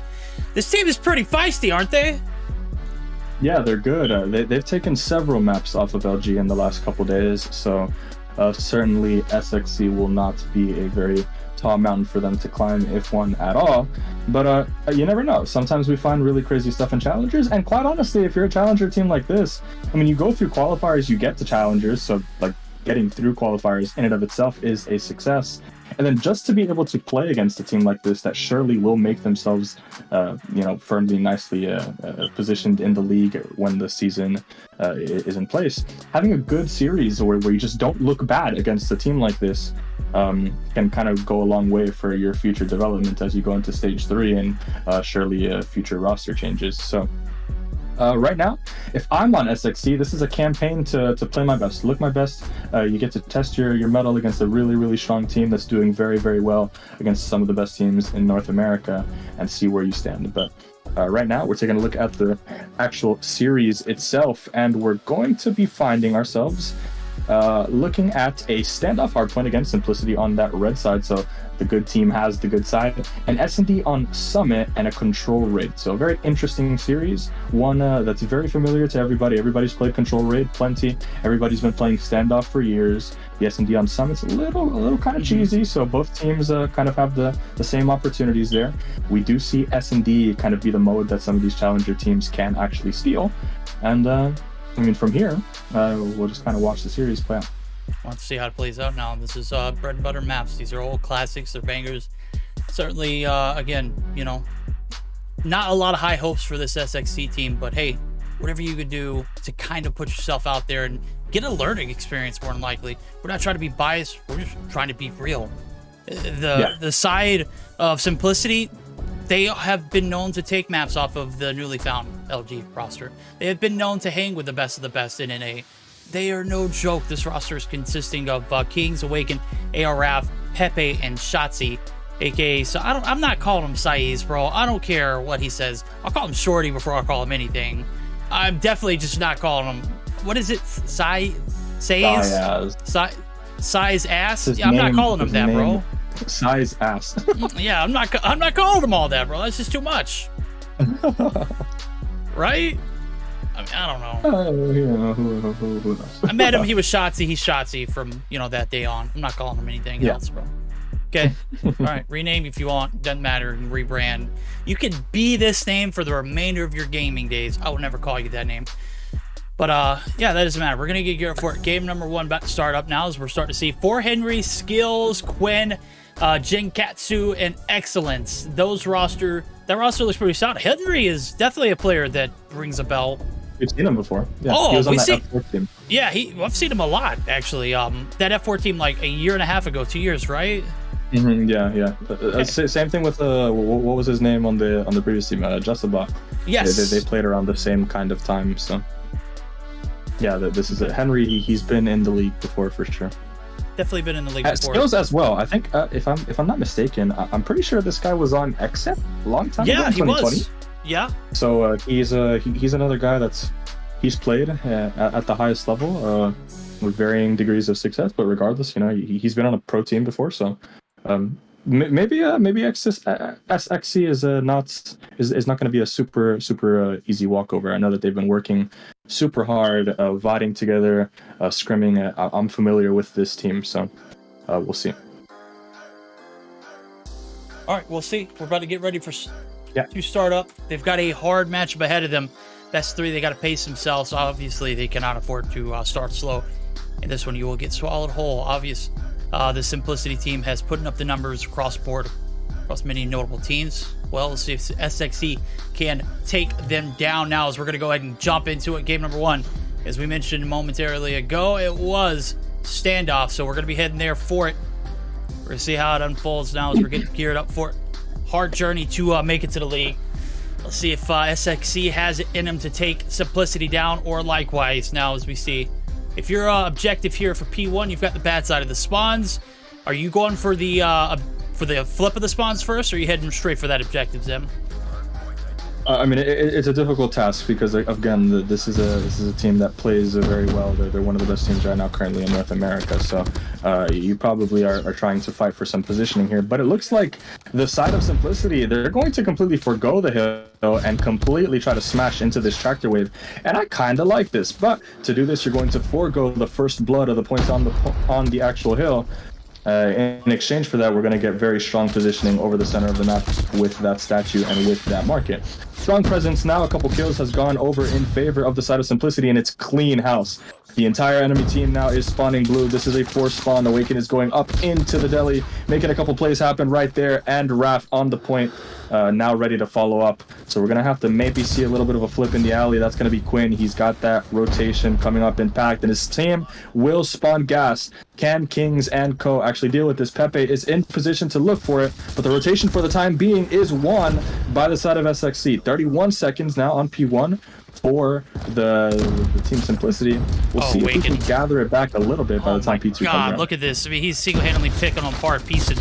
He's beaming. He has brought the gunny to the fight and stands tall now as the what looked like the win for the transition over the new. Absolutely sold. 43-7. Locked down here at the factory site. Kings. He's got a pocket full of sunshine. He's trying to share it with the whole world. Jin Katsu going to get shut down. 7-0. Backside. 7-0. Yes. Backside. Completely contested, but it's shut down, and not a bit of success here for the side of SXC. They have not found the entry upon this break on to the objective that they had fought hard for to get. Attack 5 is going to pop. This is not going to get any better. So, Kings, is he still alive? I don't believe he is on that combo anymore, but he's still trying to start another one. Excellence up top. What looked like a sweep onto the objective. It's under control. Nobody here for SXC to continue the contest. So, 15 seconds left to go. Lick your wounds. Head for new. Obviously, P3. There's already a battle being won over there by both teams. Who's going to stand tall, though? Oh, that's tough. You need for me, I'm not necessarily the biggest fan of doing this. Shotzi knows good and well that the only reason he's doing this is because this is not a pro team. He would not be otherwise respawn sniping. So for me, respect your opponent a little bit. You still got a long way to go as you're climbing up into this good form. But for the time being, they are winning. And this is really going to be the test for Simplicity, because you're clearly the overwhelming favorite in this series. The goal here is how good can we look while we do it? How smooth can we look while we do it? We know we can take teams off, maps off of these top teams like LG, but can we absolutely dominate the little guy when we have to? And for the time being, that's exactly what's happening. Nice positioning over the middle of the map. Kings is working on another EMP streak. He's got that progress working towards TAC very, very nicely. Big lead now, absolutely horked on right there in the center of the map is going to be Quinn. And it just looks like the awareness, among other things, the awareness, the gunfights, everything right now, SXC is getting completely outclassed. And now the transition comes through. I mean, by the time this hill is over, we could be looking at a 170-point lead for the side of Simplicity. Looking like it could be. So now Shotzi pulls out the Purifier. Might be respawn sniping, but he's in double digits right there as he is going to find 2, make it 3, walking right into the Super Soaker. Ain't no way we're body shooting with a Purifier, bro. Come on. Be real. Yeah. I love it. Love to see it. It's aggression, obviously. He's known to be, what do we say, troll? He's not trolling here. Those shots are crispy, bro. He is making it look good. Respawn sniping shouldn't be a thing, but neither should that double. Where are the trophies at, man? There's a little bit of time. Could have popped. No, I'm kidding. I'm fooling myself. That was there's no way you're getting out of that situation. Shotzi single-handedly holding off the farm side of the rotation. Tag 5 is going to pop, but it's going to go in vain. As we see, Henry actually going to be able to find one. Here comes the claw, though. This might be a little bit of a silver lining. Might be able to get them across that 25-point marker, but just like that, Pepe there to sweep there. He said, no, hell no, we're not going to see this one progress to you guys.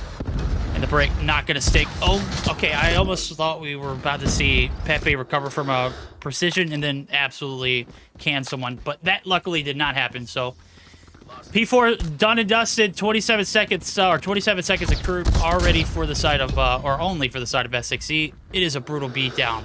Simplicity just making it look simply easy.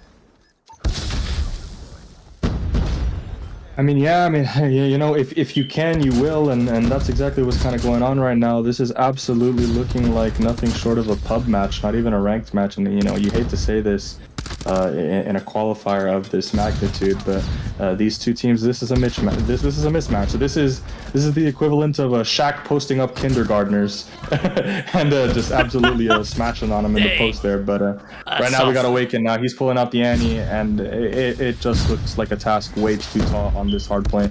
Standoff is one of the best maps for Simplicity. They're doing absolutely everything that they want on the map. Everything is being given. Nothing is being punished. The TAC 5 comes through. Rotation in the back. Here comes Raph. Can you spot the kill there? He exposes himself. That's going to be Quinn. He's going to go up top. Now the sniper's out there to punish, but shots, he's going to be able to catch that right there. And now a couple body shots just to light it up here. TAC will come through once again. That was another really fast TAC. Another boxing gloves now for the side of Simplicity there. He'll catch another one with the claw. And I mean, I hope that Simplicity just ends the game here soon and doesn't kind of run up the score here with the kills. But so far, so good. We're kind of accomplishing the task. Again, like we said, this is a mismatch. You're supposed to win this series. I hate this. They're playing off of the points. They're just kind of looking for the kills right now. The sportsmanship here in this way goes a long way. Just beat your opponent. You're better than them. Get on the point, end the game, get through it. Move on with the Knights. But yeah, well, I mean, all this time I've been sitting here watching. I'm like, do we go for a listen in with the side? No, we don't. We don't. Yeah, that's never a good call. Kind of like that one time we had to do listen-ins with someone who begged us to do it for Search and Destroy, and we got permissions, and it was just a bad case. Right? I mean, we all have our times, right? They got 7-0 time out. They were like, listen in, please. And then look at Raph. He's literally just wall banging. He's just wall banging. He's just wall banging. He's just wall banging, man. This is tough. This is brutal. But we got to cast it. We got to get through it. 48 points. They are going to break the 50-point club. Yeah. So that is a maybe. Hey, maybe you know. No, you know, I'm not even trying to be hopeful. Look at the stat line. This is an absolute beatdown. You said it earlier. Shaq posted him against kindergartners, man. No. This is Shaq versus. This is Shaq Bobby's dunking sixth baby. graders or kindergartners, right? This is Shaq versus Bobby's newborn baby. What's the baby gonna do? For SXC, but hey, a little bit's going on right now. We got the Purifier on the hill here. Can Jinkatsu make a play here? He's sitting at 22. He's not actually having too bad of a map right now. If we look at the scoreboard, he's keeping up a little bit. Skills, he's 23. He's 23. It's Henry, the one getting slammed. It's Quinn, 10-31. It's these new guys who haven't maybe the experience. And it really shows here at the moment. But SXC chaining together a little bit of time on this blue. This is tough to do, but they're getting a little bit of time. And I'm saying, hey, if we can cross 100 points with Simplicity, that's a win. Quite honestly, they should have put this away for some time. But now a rotation here. We'll see if SXC can actually cook a little bit.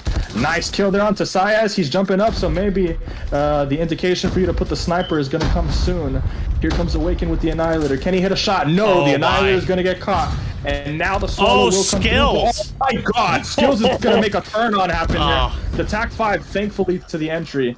But, oh my lord. Yeah, this is getting embarrassing. We gotta just kind of close it out. Don't let SXC cook. Man, I mean, if they're half past burnt right now, this one's not salvageable. Obviously, we saw a little sparks of life towards the end, but hell, as soon as you get on the point, you're getting wiped instantly, and then it's just a battle on the outskirts. This one's gone on too long. Finish them, okay? We're not entertained anymore. This is not what we're here for. We're here to see the best team win. We're not here for them to prolong it after boosting and padding themselves on the back. Hey, we can whip you 10 times a Sunday. Homie, it's Tuesday, bro. Let's just go ahead and call it an early night. Obviously, the prolonged gameplay is just going to make our night a little longer. I'm not going to be happy. And when I have to cast you in Mayhem regular season, you just know I'm going to let you cook then, too, whenever you do get toasted, because you are, at times, going to have those days. So, let's see it pan out now. 6 seconds, all that is needed. TAC 5's popped. This one's all but over. Just need to see these players get a triple. Yeah, triple there for Quinn. He's going to get fined 4 as well. Get 100 points. Get 100 points. Get 100 points. That's it. We'll consider that one a dub and an L. Get 100. There we go. And triple they digits. get it. They've done it. Shame on Simplicity. Oh my god. So absolutely awful. Well, Excellence is going to get a little bit more than 100 here. Now the entry's going to have to come onto P1. It's not over yet, but now there goes the break. And there goes the game here. SXC will not recover, but 100 points. It's good. It's good. That's a win. We'll take those, and hopefully, you know. We'll take them. Was it earned? Which one was it? I mean, it was earned. Cares? Yeah. Doesn't matter. There we go. Doesn't matter. We'll take a look at the post-action report. A lot to talk about here in this one. Yeah. 37-24 for Awaken. He's your MVP, and he absolutely cooked. But KD department's got to be Kings, man. 40-16. He's using that gun that we had mentioned that Scott put on the map earlier, man. and just absolutely revolutionizing the game, making all of these AR players say, "Hey, post up with another LMG. I've got you, homie. It's the UL. It ain't that stupid Holger." Okay. Tired of seeing that one bang through walls, absolutely shred opponents. I need something new in my life, and this UO, a good change of pace. Looking at it though, 27 seconds on the hill. Obviously did not contribute to the cause of playing the objective, but they got the job done. So that's all I'll say. Yeah, they did. And you know, that's a map win for them. They kind of drew a really nice team here to kind of battle a squad like this leading into your qualifiers is good. But you know, we'll take victories where we can. Of course, SXC is an up-and-coming team, so nary the experience that these guys have. They're definitely supposed to lose. This is not going to be a surprise. But when we go into the S&D, what can we do to build on certain strengths? Maybe this is a team that has a really nice search about them. Maybe this is a team that likes to benefit from a slower game mode where they can actually think a little bit and actually set a little bit of stuff up. Again, we do know that this team has been vodding a lot. They've been working together and they've been trying their best to figure out their strategies, and certainly they were preparing certain draft maps. So I'm looking forward to seeing what SXC can put on board for S&D. It is going to be a summit though. I'm going to assume that they selected this. Otherwise I wouldn't see Simplicity picking a summit. Simplicity selected it. Simplicity selected it. The defensive side selected for SXC. That Hardpoint map. Yeah, the Hardpoint map was...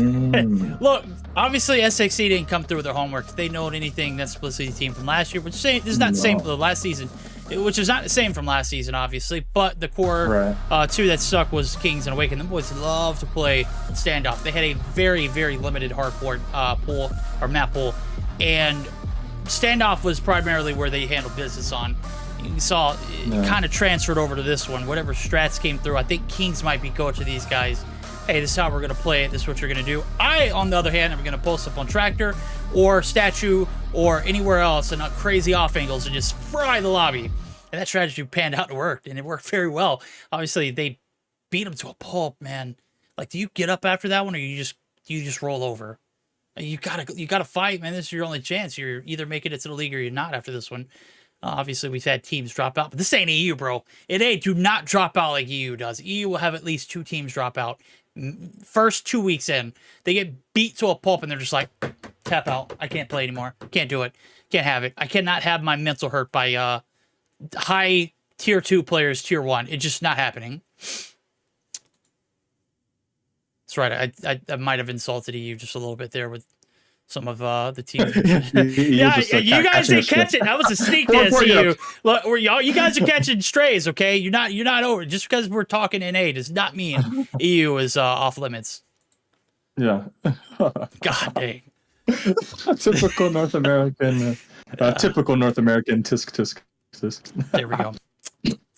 No, but yeah, it looks good. I mean, you know, it looks good to be able to win a map that the other team selected. So anytime you go into that, you know, I did not know that SXC selected the standoff. Whether or not that's a blunder remains to be seen. But since the tables are turned, Simplicity picks the summit. So what's the strategy behind that? Who knows? Is this a map that they are primarily focusing on or something like that? I guess we will find out. But they're starting on offense. I personally think, among everybody, that Summit is super defensive sided too for Search as well. But you know the great benefit of that is a lot of the teams think, well, hey, let's start off really nicely with the defense in the round count. But I tend to think the different. I tend to think the opposite. On these maps, let's take the offense first. Let's have that second half defense, and then like, you know, let's kind of scale into the late game.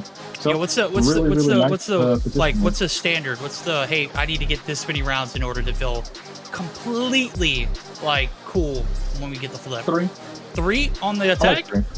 Yeah, I like 3 because you can get That's it. Like high. Summit's That's cool. on the, well, it's doable. Obviously, if you can win. Well, Summit Summit, you know, you can get away with playing a map like this, kind of like a respawn a little bit. Okay. Like up tempo, but you know, nice pace. Especially when you're against a team kind of like this, you feel like you're better than them. Okay, but what about a team that's what's better than stopping you? you? What's the margin then? Is it still 3? Is the I bar still still like set at 3. 3? I still like 3. Okay, all right. I still like that. That's, I mean, because that's like even reaching if you get on a 2, map that even if we you get feel 3, very you're fine, super. But if you get 3, Okay, I mean, if you get 3, you're coasting. I mean, you can afford to. You're like, all right, now Yeah. I have second half defense. Like, I'm just chilling. All right. I've always thought like, you know, the very least, you know, we'll set is 2. 2 is like I feel comfortable. 1 is kind of like steamrollish. 2 is like the comfortable between 1 and 3. 3 is sometimes unattainable on this map. If you are getting fried on the attack and you're just not finding any success, it's really hard to get the ball rolling. There's so very limited places to push that could allow you to be successful in setting up on the attacking side. So I felt like 2 would be a little bit better. And that's just me. You're coach. Obviously, you're aiming to go higher, and 3 should be there. But what about maps that you feel comfortable with that are not attack or defense favorable? Unless you just have a stout, you know, defense, like as a player. What's the goal? What was the question? What? On attack, what's the comfortable level? Like, where do you want to be at? I mean, I think, on the attack. I mean, again, I think 2 to 3 rounds is like standard for every map. Yeah, I think so. Okay. I think so. And I say 3 because we go to 7. But for example, like China, they go to 9. So, like in that case, you target 4, 5 if you can get it. Oh yeah. I mean, that's because your halftime is extended a couple rounds. But, exactly. Regardless, here we go, and we'll see Simplicity surely. You know, very strong enforcing pushes here. Here goes 1 on the bottom side. That's going to be Shotzi. He's got the cordite. A little bit of a change up with the gun here. Slides over. The Queen is going to catch him. And a really nice entry here is going to catch another couple kills. And what you really like to see is you get that bomb down. Now you're not playing offense anymore. You go on ahead. You put the bomb down. Now you're on defense. And then you kind of spread yourself out. You chill on the map. The thing about the defensive side on this map is look at where the bombs are positioned. Very nicely placed on the sides that, you know, they're much closer to you than they are to the offense. So you generally can't afford to have a really nice open spread like something like this. If you are SXC, you can kind of play all of the lanes of the map. You can hang out and just let the other team kind of figure out how they want to play it. But SXC does not give the slightest of a damn. They say, hey, we will go up top and we will contest you. And for now, it's actually working. They're going to have a couple kills going for them. Kings now has the bomb in the middle of the map. He is finding Henry, but the comms are going to come through. Jinkatsu finds Shotzi. Now it's a 3 versus 1. He is going to get caught out, and a nice equalizing round here for the side of SXC. All right, well, I don't know. I didn't know the cordite was ever an option to use. I remember, you know, I know. I remember when I gave it a shot a few months back. I was like, bro, you trolling with this? This is not a fun gun. It used to be a fun gun. It used to also hit a little harder and used to hit fire a lot further too. But yeah, that was the reason why it's fun. Shotzi now opting to say, hey, to hell with the cordite. Oh my God, he's literally sitting he's sitting in Excellence's lap. Homie, we're not here for dollar bills, y'all. Come on now, put your clothes back on, Shotzi. You're selling. Guy was trying to pay for his college tuition. Awaken. You get the hit marker. There goes the nice slide shot with the pistol. Have you gotten to play a little bit with the QQ9 yet? No, but I need to because that used to be my favorite back in the day. I hear really good things about it right now. Okay, all right. Viable competitively though. Yeah, I could. Okay, because I remember watching some of the Modern Warfare 2019. You know, season for CDL. Oh man, I miss the MP5 meta. I miss it. It was basic. It was, you know, it wasn't 50 rounds in a gun that just absolutely wrecked. Right now, CBR being pulled out here for Awaken. He said, "To hell with this one, man. I'm just trying to end the night. I'm trying to go about my business." And just like that, snap fingers. 25 seconds in the round. It's done. There we go. Handle business. We don't need to see a freak show of a game. We don't need to see the atrocities of the loadouts that you guys put together. I think that's what took us so long to get started for game number 2. I see King's now rocking the RUS. I know Shotzi's not taking this one serious, but I love to see the R9 shotgun coming through and play too. So we'll see. Now is 5th round panning out. Only 2 more on the attack. Oh my God, 4 Henry. Thank God, shutting them down though as trades come through. 2 for 2 style. Bombs made its way over the middle of the map. They are trying to get the clearance on B, and they might have found the hole. Excellence. He's on a long wrap, and by the time he gets there, that bomb will be planted, set up for the positioning, and those 3 players are going to be scouring the map for him in a moment. Excellence is using overclock in S&D. Maybe a hey, King's wrong used class, overclock in S&D in the 4v4 event. You roasted him for it. I did. You did? And I would roast Excellence, but I think this is maybe just a oh my God. Jesus Christ. Chat, we're trying to be as unbiased as possible. We're trying not to be.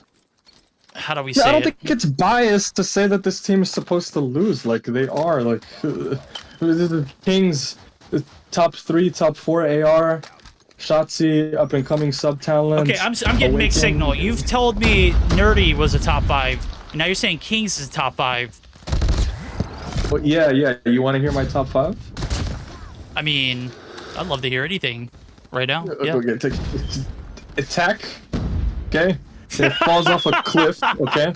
Oh my God, what is this? So you got tech, okay, and there's a big gap. You know, I thought you said attack.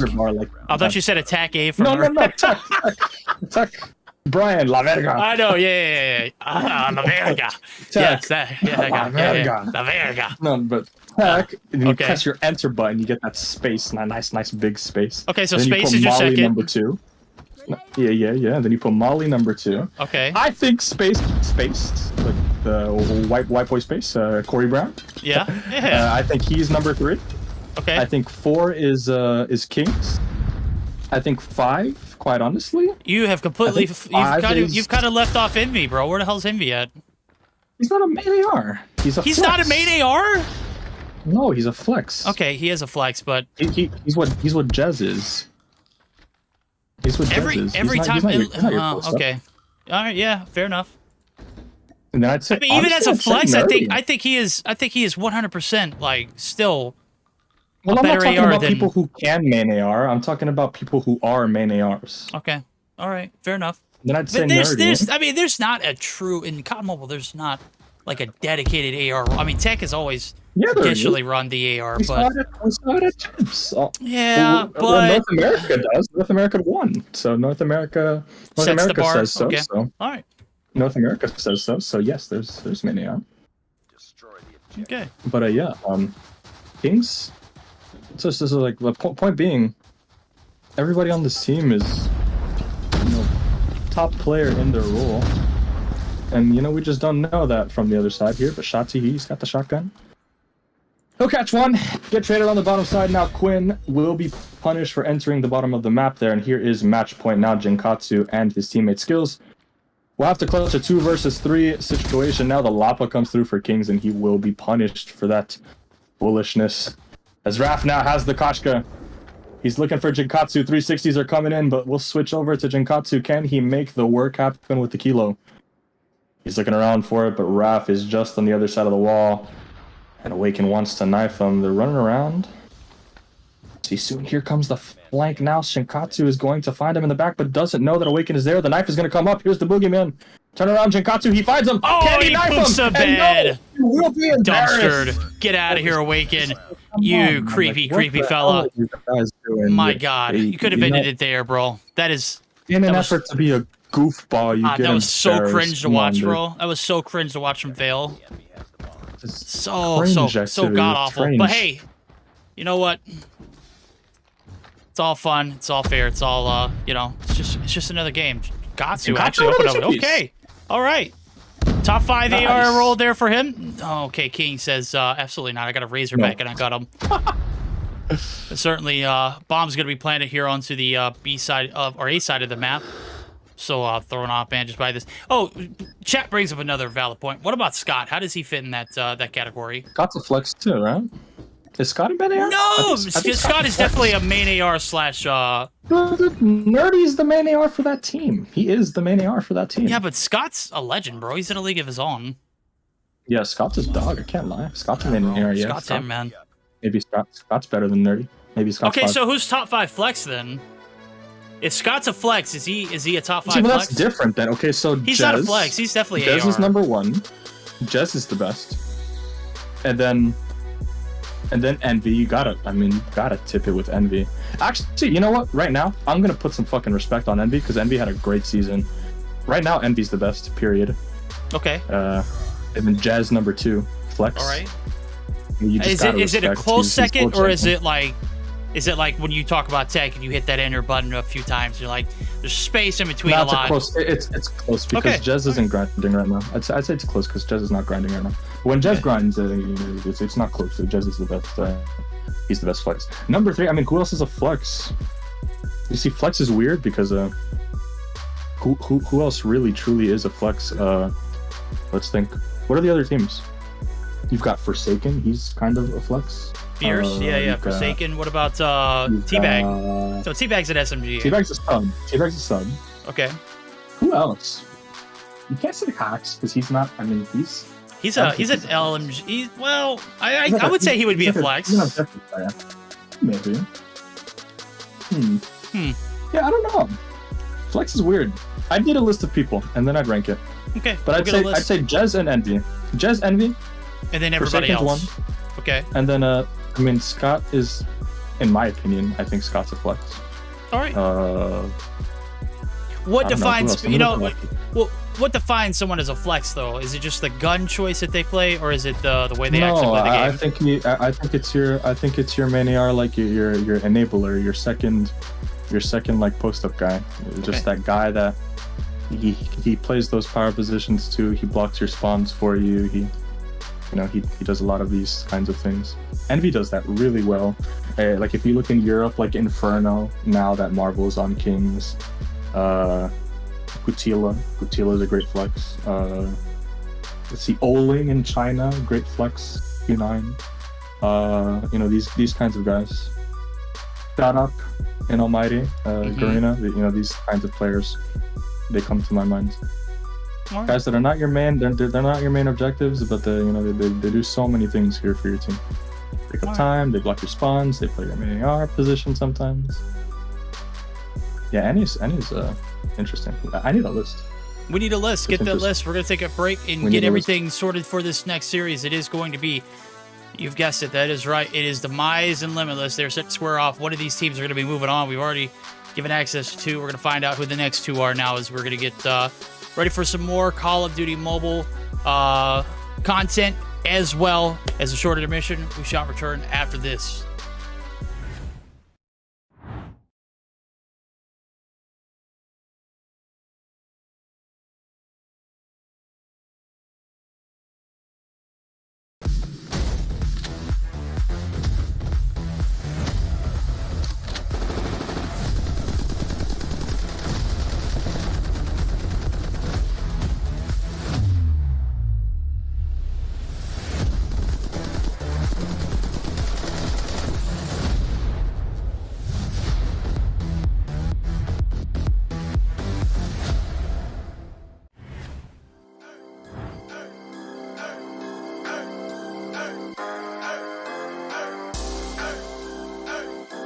Fans. Mize is finishing his Ignis journey. 10 minutes after room code is in. Oh, I just missed this from that.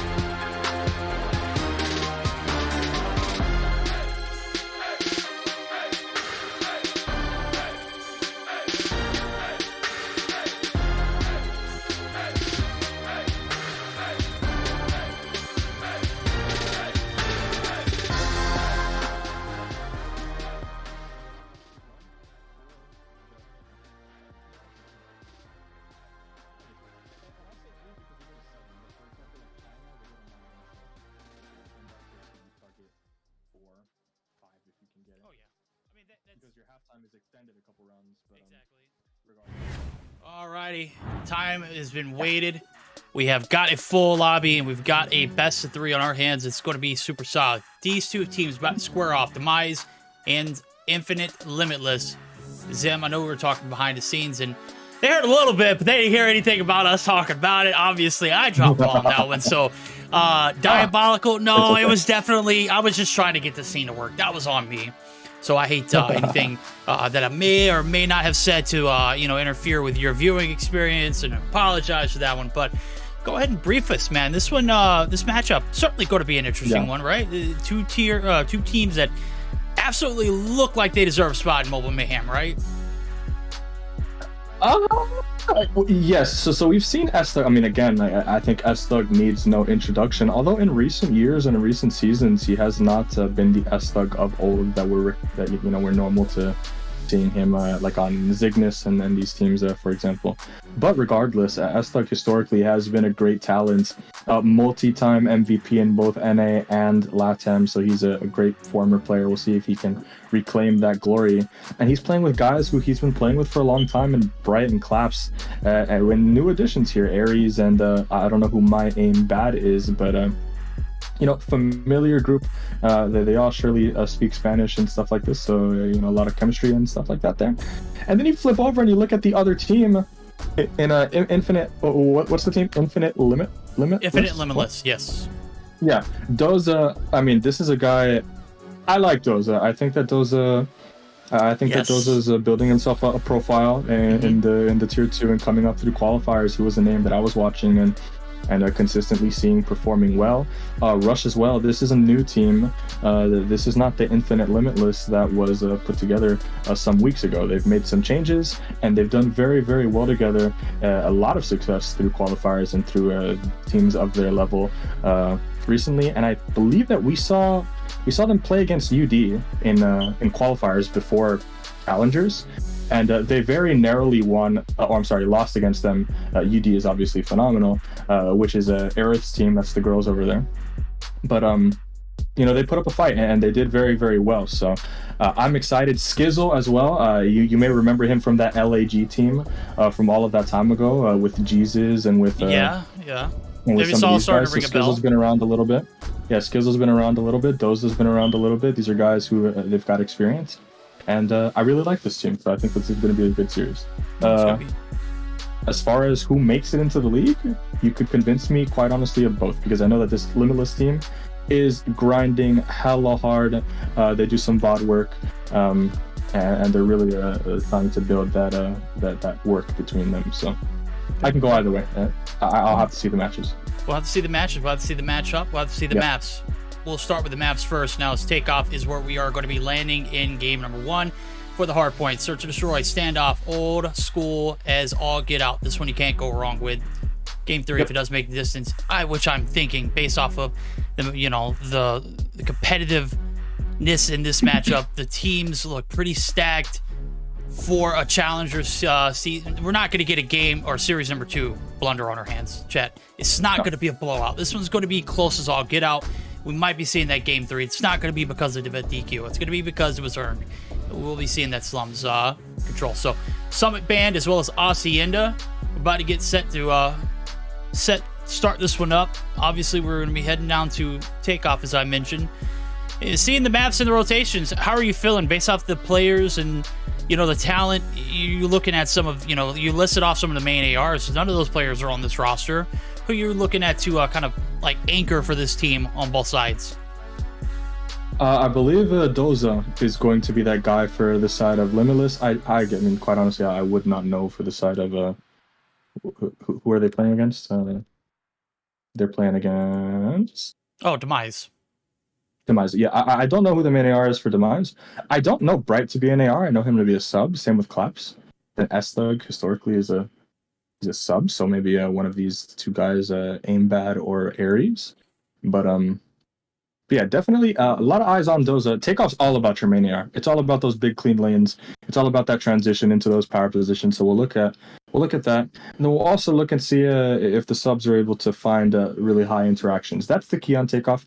It is not foreign at all to see multiple players with 50, high 40s, high 30s on this map. It happens all the time. Lots and lots of interactions to be had on Takeoff. So we'll have to see, but Limitless, they'll have the benefit of the one true person that we know is going to have the AR, and they're going to have the good side to start in that top lounge, that top red area. You'll see him firmly entrench himself up there, and hopefully, if you're Doza, start to dominate over the middle of the map in that lane. So we'll speaking of sub start. action, hate to cut you off, but Kenzei coming through with the 5 tier 2 gift subs, There we go. immediately asking, now Twerk. I don't think that's how it works, buddy. I'm gonna be honest with you. I'm a lot more expensive than 5 tier 2. That thing. You Come know, on. That thing banging. you don't want to see my thing. I am a thing is grown banging. man. You don't want to see that thing. But if my price were set to Twerk for subs, it'd probably be north of 50. I ain't cheap, chat. I am not cheap. Okay. So Verdict just said if you drop 50, that thing might get to thanging on the stream. yeah. You know what I'm saying? You know, we'll shift some things over. We'll make some shape. Something, obviously. I don't know if it'll quite be me, but we'll see. All right, everybody's loading into the lobby. Game number 1 set to take off here. Again, take off. Not play on words. Certainly, just an absolute beautiful map launch it right across the opposite side So it here might of be Skizzle. Aimbad. Skizzle. Okay, so that is Skizzle. Skizzle and my aim bad, maybe. Okay. We'll All see. right. Top red? Yep, it's Skizzle. Okay, cool. Slug starting off with a little bit of an AFK, but it's okay because Skizzle's already looking over the middle of the map right here. The top power positions are going to be contested already. Red is looking over blue. This is the first main engagement that's going to open up the map here. They're not going to take it. The early kills here for Limitless, and look, you draw the line right down the middle of the map. This is the strength of that takeoff side, and both of the ARs will be taken over. So now, just the subs in the middle of the map, duking it out. Now, can we get the positions again? The smoke will come through. Over on the left side of the window, and for the time being, sub work is going quite nicely for the side of Limitless. It is right now. A little bit of a catch-up. Ari's trying to get in the mix and swing of things. P1, certainly a very, very contested spot. You can see it's cover 360 point of view. You've got to cover all angles in order to successfully get those points. A little bit of a draw now as we start to see. It's a Rochambeau around the hill. I mean, Rush is literally running circles around it. He is getting chased. Finally, it's Clap's able to shut him down. So last 5 seconds going to be in favor of the boys over at Demise, but it is going to be the staircase setup that is early. Doza finding one in the feed there with Proc City. And the opening here for the P2 site does not look like it's going to go in favor of them. This no, it is. There it goes.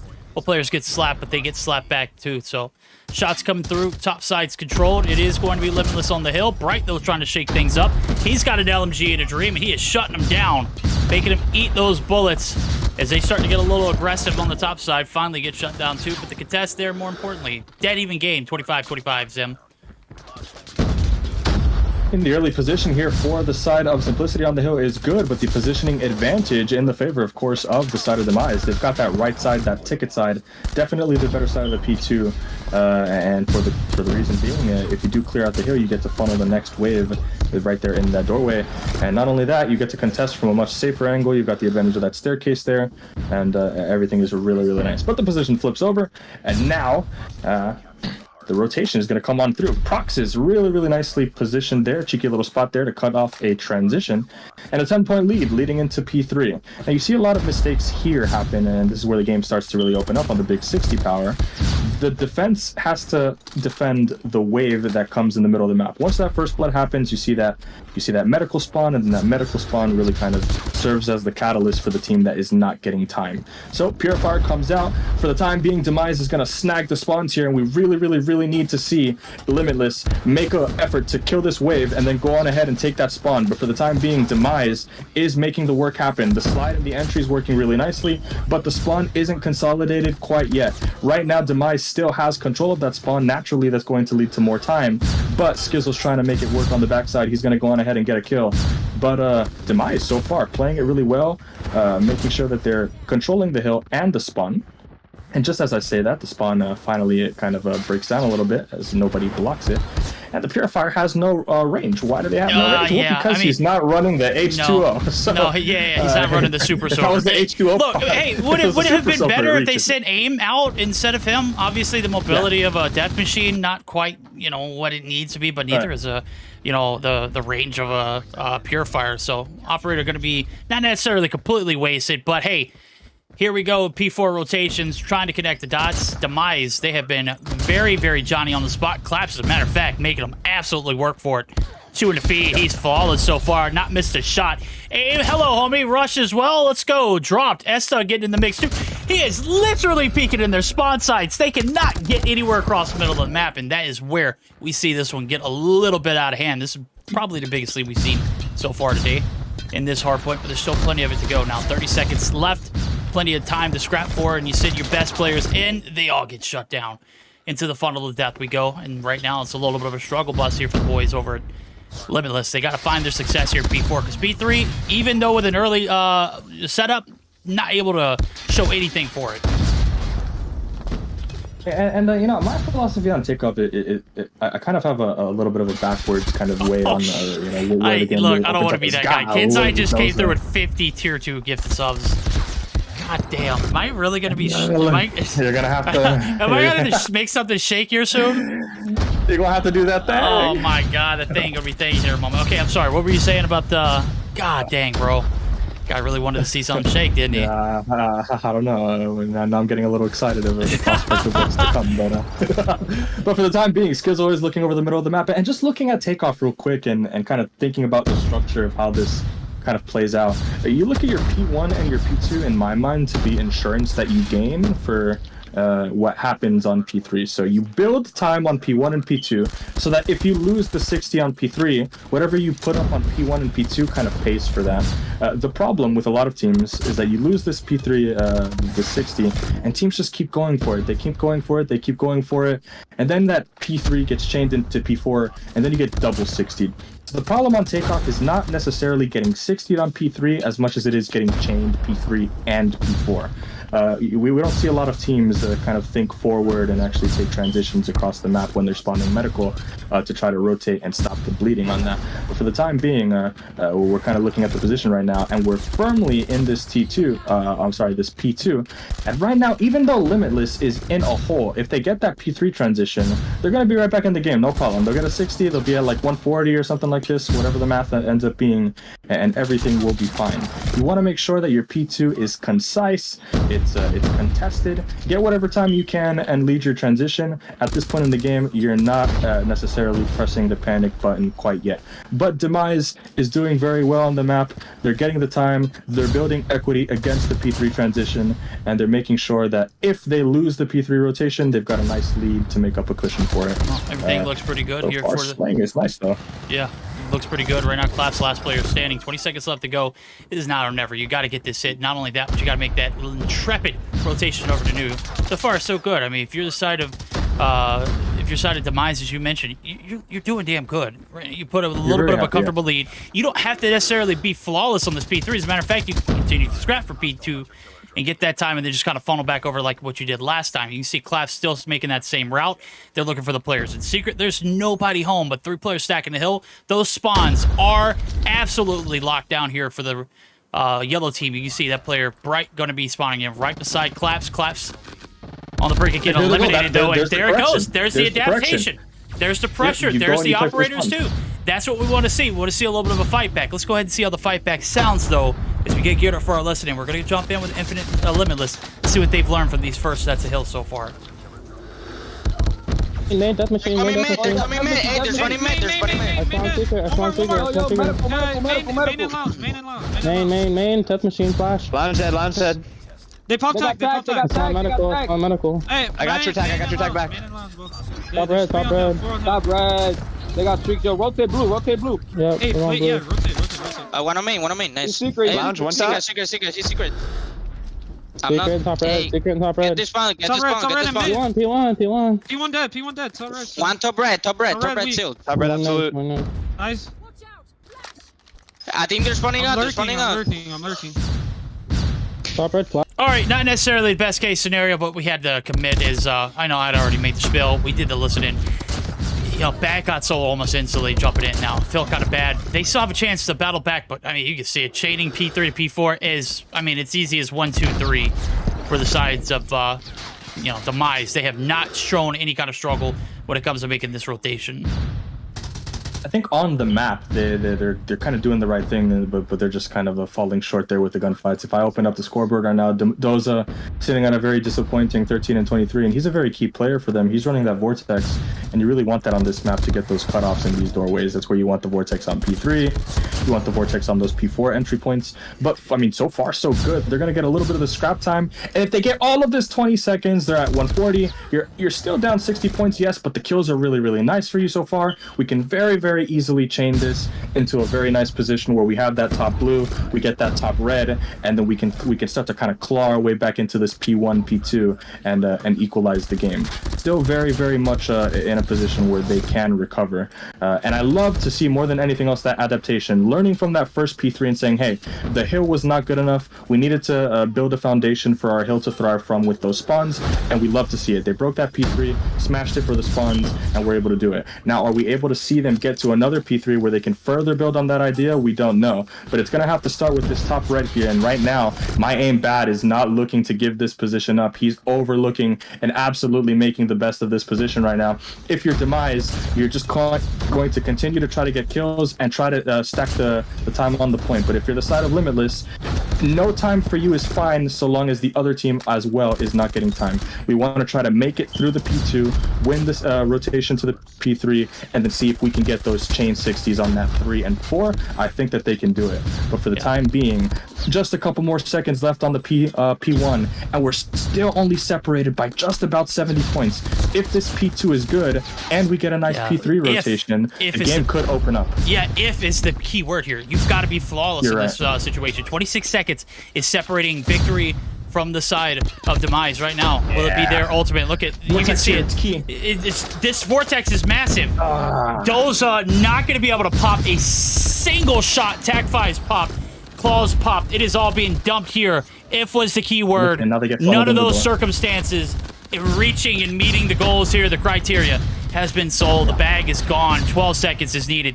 Everything in the kitchen sink included being dumped here on this P2. They do not want to chain it over to a P3. They do not want to see any more chances here for the side of Infinite Limitless, and that's where the game ends. Circumstantial evidence come through. You said it. This had to be what had to happen in order for this one to go the distance. And the first thing you mentioned was flawless P2. Bag sold. Game 1 in the bag. Very lopsided affair. We hyped up this Infinite Limitless roster. They did not perform up to par here in the takeoff. Now, they still have a chance at a redemption, but the price is it's a big one. That was not a very good hard point for them. 250 to 142. I mean, the P3 and P4s were absolutely brutal, but then on top of that, you're getting nickeled and dimed, and you're getting taxed when you're getting points on P2. You're getting taxed on P1. There's no coming back from that, especially not takeoff. Right, and like you really saw the strength of that P2 not playing from that Godheady side. You see a lot of teams, I can't say what the, I don't think I can say on stream what the call out typically is for the doubles. We'll call it doubles. That doubles double D's, Godheady right? there. Yeah, well, that, okay. Okay. Wait, I thought it was double. Didn't that? That's what I hear in Discord whenever I do the listens. We'll go with that. Okay, got you. So that Godheady there. So the thing about that Godheady is that if you could just envision sitting on that head glitch, and I know a lot of players can, from that mid spawn, which is right outside of blue, if the players just run clean across the middle of the map there's a very thin sliver, like a window of which you can actually get a kill, whereas that position is only valuable if that middle spawn on that P2 is actually actively challenging you. If they get across the P1 and they get into the window, or they get through that ticket, the ticket side, and they get through the ticket window, that position, the Godheady on P2 in the back towards that left side spawn is effectively useless. It's 4v5 on the point, and then when the other team comes through the dome, their position is way better. They get a better angle to contest. They get a better claw angle for their bounces. They get a better main AR position on the ticket side window, and then if they wipe the hill, your team is pinned into that double spawn, and then you get funneled really badly in that door by Purifier, by Sparrow, and then it's just really, really hard to get back in. So you actually needed Limitless to not only hold the P2, but to hold that P2 with strength from the ticket side to force that spawn to spawn on the left side of the P2. And then from there, you can naturally, very naturally transition P3 and try to see if you can chain 3 and 4. I think that map really came down to incorrectly playing the P2, the side of the P2 for the side of Limitless, and then that very first P3 where they actually had the transition, but didn't build the foundation of that spawn. They tried to correct it the second time around, but the gunfights, I mean, the spawn is incredibly powerful. Just too many people spawning, too little lives, you spawn too far away, and by the time they actually fixed the problems, it was just far too late. The score was developed very nicely for the side of Demise. So I hate to say this map came down to gunfights, but it really did in some of those positions. So. Yeah, I saw. I mean, the correction was there. I mean, you hit it on the head. We were looking at the P3. Yeah. It even looked better off the rip too. The first 20 seconds wasn't them completely scrambling and just looking like they were lost all over the map. Right, it wasn't just like that secret side getting locked down. It was a little bit of an adaptation. Maybe not necessarily the best coordination on their operators. How many of those operators absolutely went hammer though? I don't think I saw a single feed. Not many at all. I mean, for Limitless either. Oh, sorry, Limitless, sorry, none. For Limitless. I didn't see anything come through. But then you start to see, even towards the end, like the timing was just impeccable.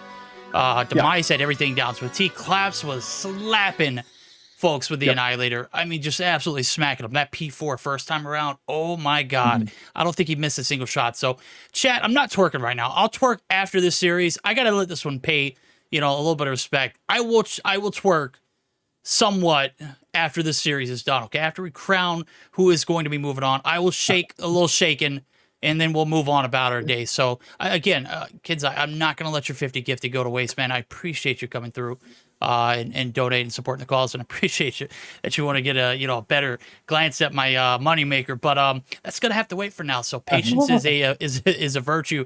I promise you we'll get... verdict. Yeah. So, I mean, hey, a boy's got to do what a boy's got to do, right? I mean, come on now. Somebody's got to pay the bill. Hey, I'm not judging. Hey, there we go. Somebody's got to. You're right. Somebody's got to pay the bills. It's got to be that booty. Oh, yeah. Hey, we're only in North America one time a week moving forward. Bobby's back, baby. Getting geared up for another regular season, ready to go. Oh yeah, 2 times a week. Never mind. I didn't even cast with Bobby. Oh, Bobby's the GOAT, man. Oh, Bobby is the GOAT. I wish that sometime I would get the chance to cast with him. He would be fun. Oh, you should definitely fill in. Hey, look. I'd like to host one time. If they ask me to host, I'll do it. Okay, all right. Like split it with Hitman. Like, I'm never going to take Hitman. Like, that guy's the absolute GOAT. But anyways, we're in the standoff S&D now. A little bit of an AFK here from my aim bad. But a spread here for the side of Demise. It's a nice first blood here. And interestingly enough, this is something to mention. Rush, I'm pretty sure, is the #1 Locust on the leaderboard. Like, now, does that mean anything? Probably not. But I guess at the very least that speaks to his talent with this weapon. He's very, very comfortable. And when I last saw him with in qualifiers, he was actually sniping with the Locust on Summit, and he was just by himself sliding the top, getting absolutely insane quickscopes. So Rush will be a highlight player for me. For the time being, though, first blood for each team, and a really nice defensive balance for the side of Limitless. Everything right now is kind of held. You've got that look over the middle of the map here. Unfortunately, Skizzle's going to get punished with a little bit of a wallbang, but you've got Prox making sure that you can't get flanked on the tractor side. A strong setup here, so Doza's just going to have to win an entry first blood, but both of those players are not going to make it worth. Now, Doza has an opportunity, but it's not going to happen. There goes the sniper. And now it's a 3 versus 1 proximity. Claps with a step back. My guy looked like Curry. James Harden? Oh, my God. Well, I mean, maybe it was James Harden. I don't know. Who does a step back up close? I mean, because that's probably James Harden. There you go. Yeah, there we go. Yeah, that was a one. It was a one step and pumped him right in the chest, right in the middle, through the wall bang. I for sure thought Doza was going to get all 3 of them lining up and getting, at least 2 out of those 3. Watch Rush. I'm telling you, watch Rush this map. I caught his first kill, bro. I caught it. He was gruesome. Look at this. Brutal. Look at this. He's aggressive. Oh, man.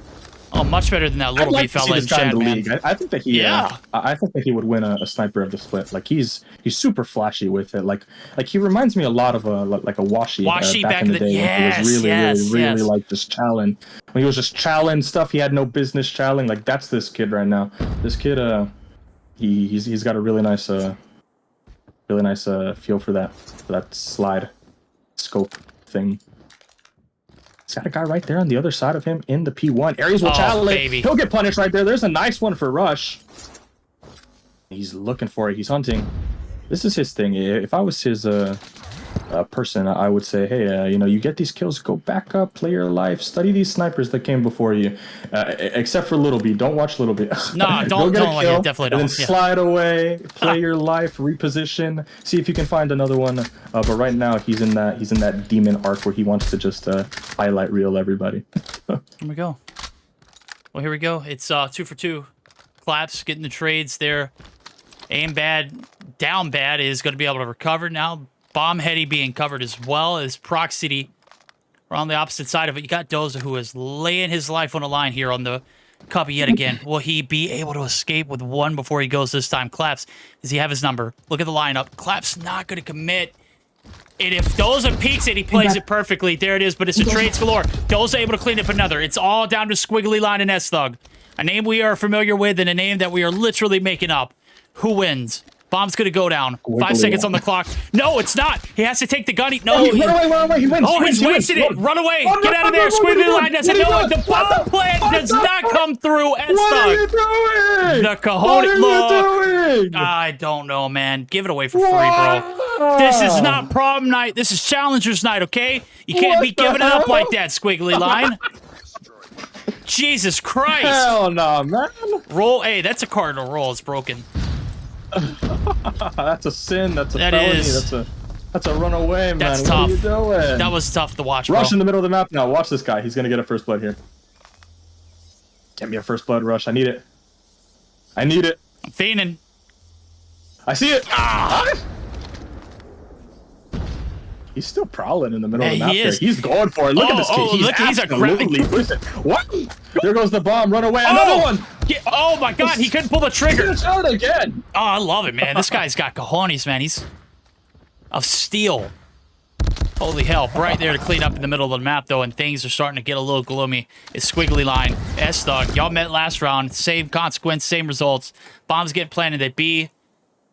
And it's all down the Doza. 3 kills on his name. He's going to need at least 3 or 4 of these to win this one as well as a defuse. Bright says he's not going to find any. It's one of those moments where you just feel absolutely horrendous because you know you're getting ready for the gunfight, but you're not anticipating that push. You're trying to make the transition back into cover.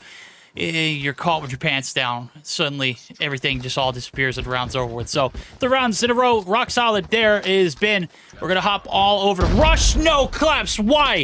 Why the atrocity?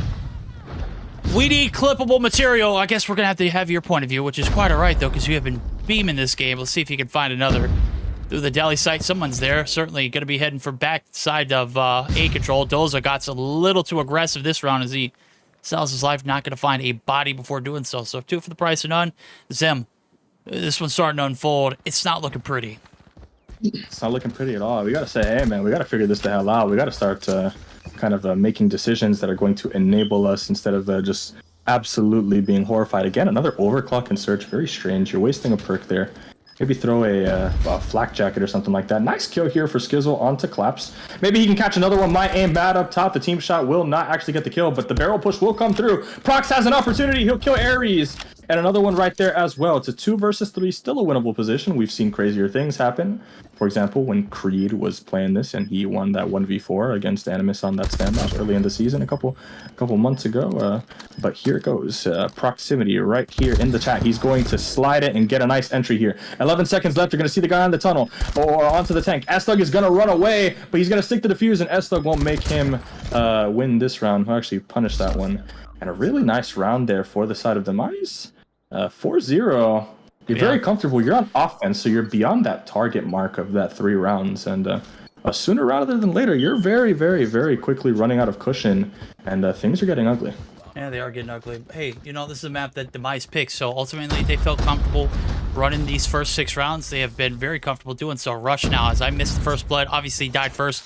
Couldn't completely catch it. Let's see if he can find another. He's yet to find more than 1 round, or 1 kill per round. I will say that. This 5th round, he opens up with 1 as well, so we'll see if he can catch another body and try and break that routine. There it is. Bloody heady right there, ripped right off of it. Aries never stood a chance. All he wanted to do was get 1 peek in. Oh my god, he wants to fight against Bright too. This guy is bold as hell. He's aggressive. This is what we want to see here in Search and Destroy. Obviously, if you're coaching, you know, do you enable this kind of behavior, or do you just kind of, hey, I need you to tone it down a bit. We're down by 4. No, let's ramp it up. Let's go ahead. Look at this guy. Look at this guy. Look at this guy. Get put on a t-shirt. Aim bad. Last player alive. Rush get the ace. He's on the prowl. He's aggressive as hell, Zeb, but he does not know Aim Bad is right behind him. Good thing for him, though, is Aim's not peeking the angle. If Rush plays as patient as all get out right here, he might be getting that fifth kill in. Let me quite. He's right there. Maybe he can catch him right here. He sees the shot. Oh Potentially, my God, he's just gonna go for it. He's going for. I mean, he's going for it with the sniper. This reminds me of 2019 Little B. Just, I don't give a single damn. I'm running at you with the sniper, and Prox will find it finally the first round. But off of the back of the talent of this kid with this Locust, you should be winning rounds. He's getting you first bloods, and right now he's leading the lobby 8 kills. So he's trying his best. If I'm limitless, let's let this guy cook. Let's see if we can find this some lanes for this guy. Let's nade the sniper spots. Let's try to see if we can enable him. But this guy's running like a sub into the. Oh no! Oh my! Oh no! Oh my God! No! Just The lineup could have been there, though. The balls Yes, on this guy I mean- to go for stuff like that is actually insane. And look, he leaves the game. What? In No, the Rush hell? didn't leave the game. It was Squiggly Line. I think he might have. Did he leave the game or did he disconnect? Yeah, Rush. No, he left. I wonder Man, what's going on. I mean, if Squiggly Line was going to leave, bro, he should have left after losing that 1v1 to S-Thug. Obviously, we're joking and making light of a situation. Nothing light about this one. Yeah. 4v5s, tough, difficult. On top of that, you're down by 3 rounds, but it's still doable. Right now, this is a doable round here for 2v2 to Intel. Proxity and Doza, you got to pick up those gunnies. Proxity holding down the backside of the fort. Bombs being manned by Doza in this cubby area. Shots coming through. Collapses 1. Doza gets dumpstered. But Proxity able to get the revenge frag. It is all on Aries there for the 1v1.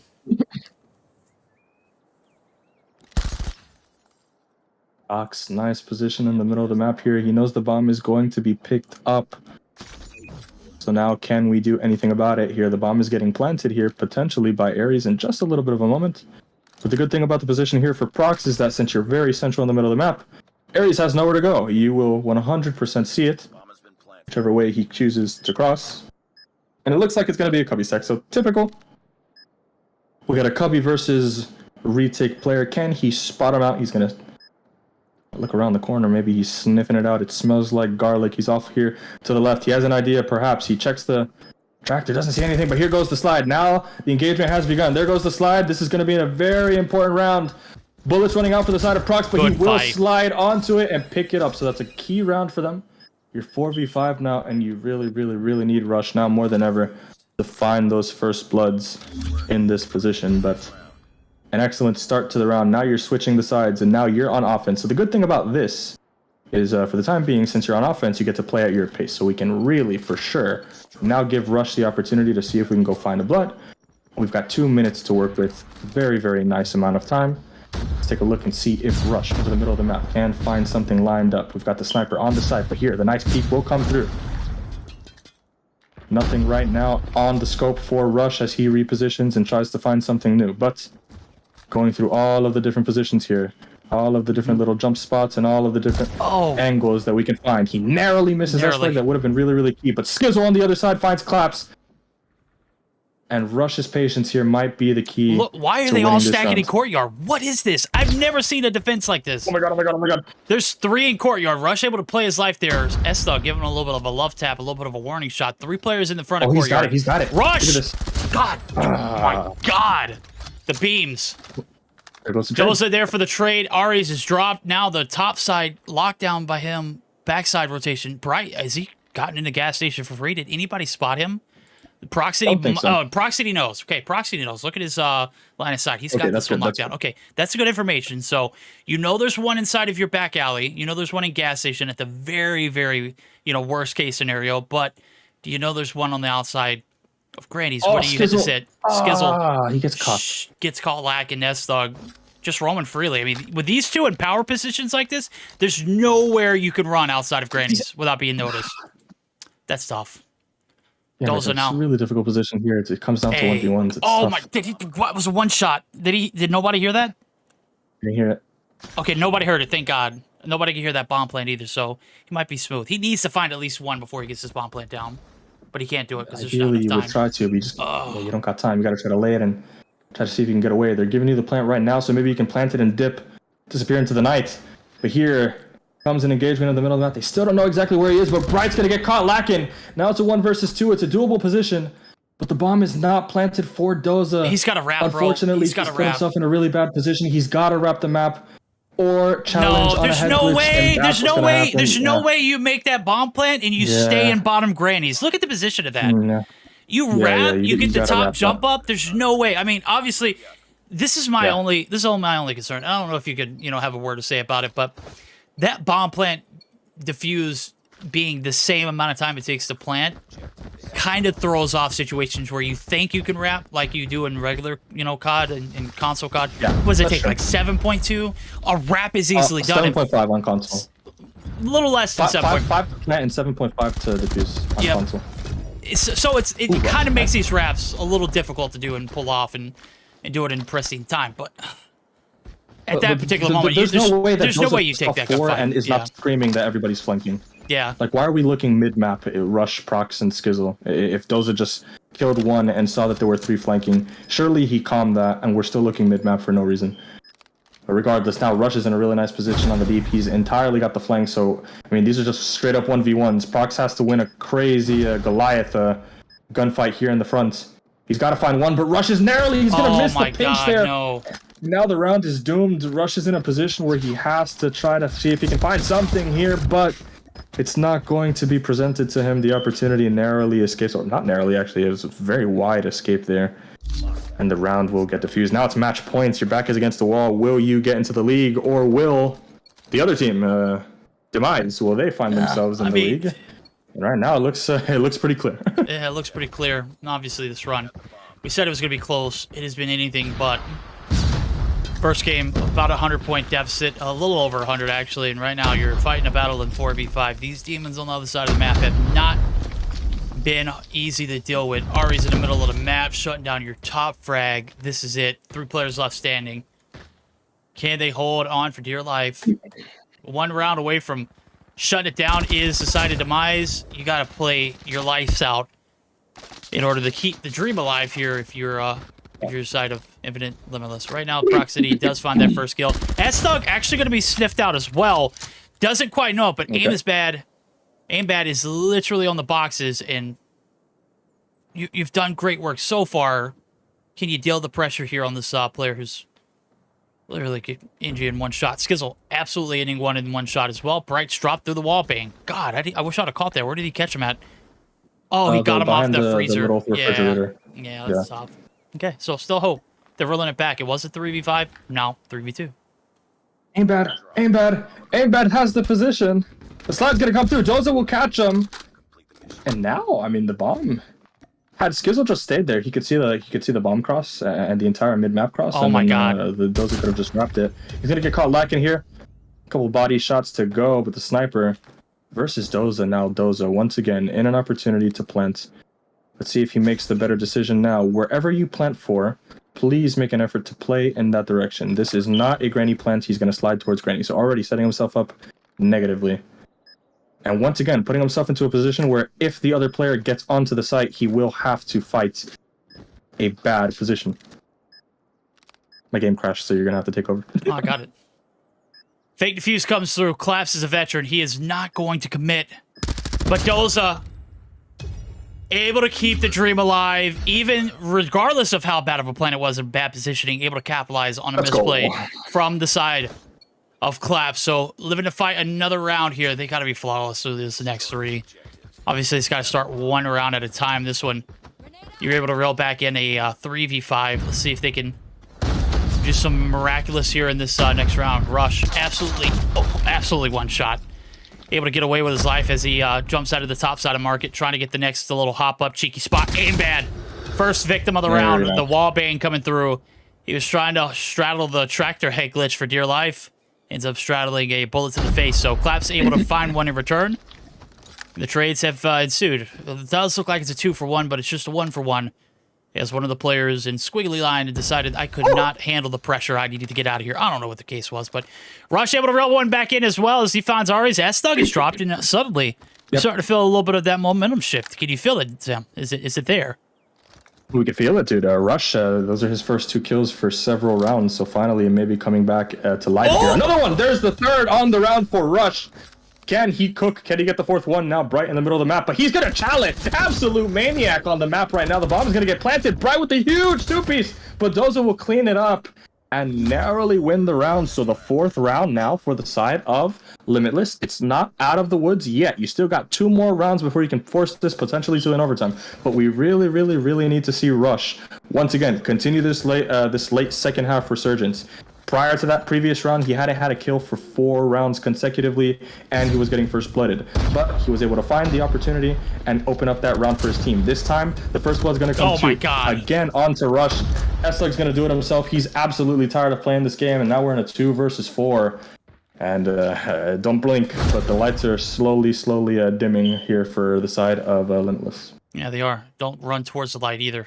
S-Thug, he's running towards everything. Oh my god, S-Thug. Yeah, S-Thug, he's on a hell-bent path to close this one out. We do not want overtime, he says. Lightbeer exits the arena. I don't know who that was, but that was a cool name. Nonetheless, Proxity walks right into the gas station. He's trying to check out. Checks out himself at the 7-4 victory, ladies and gentlemen.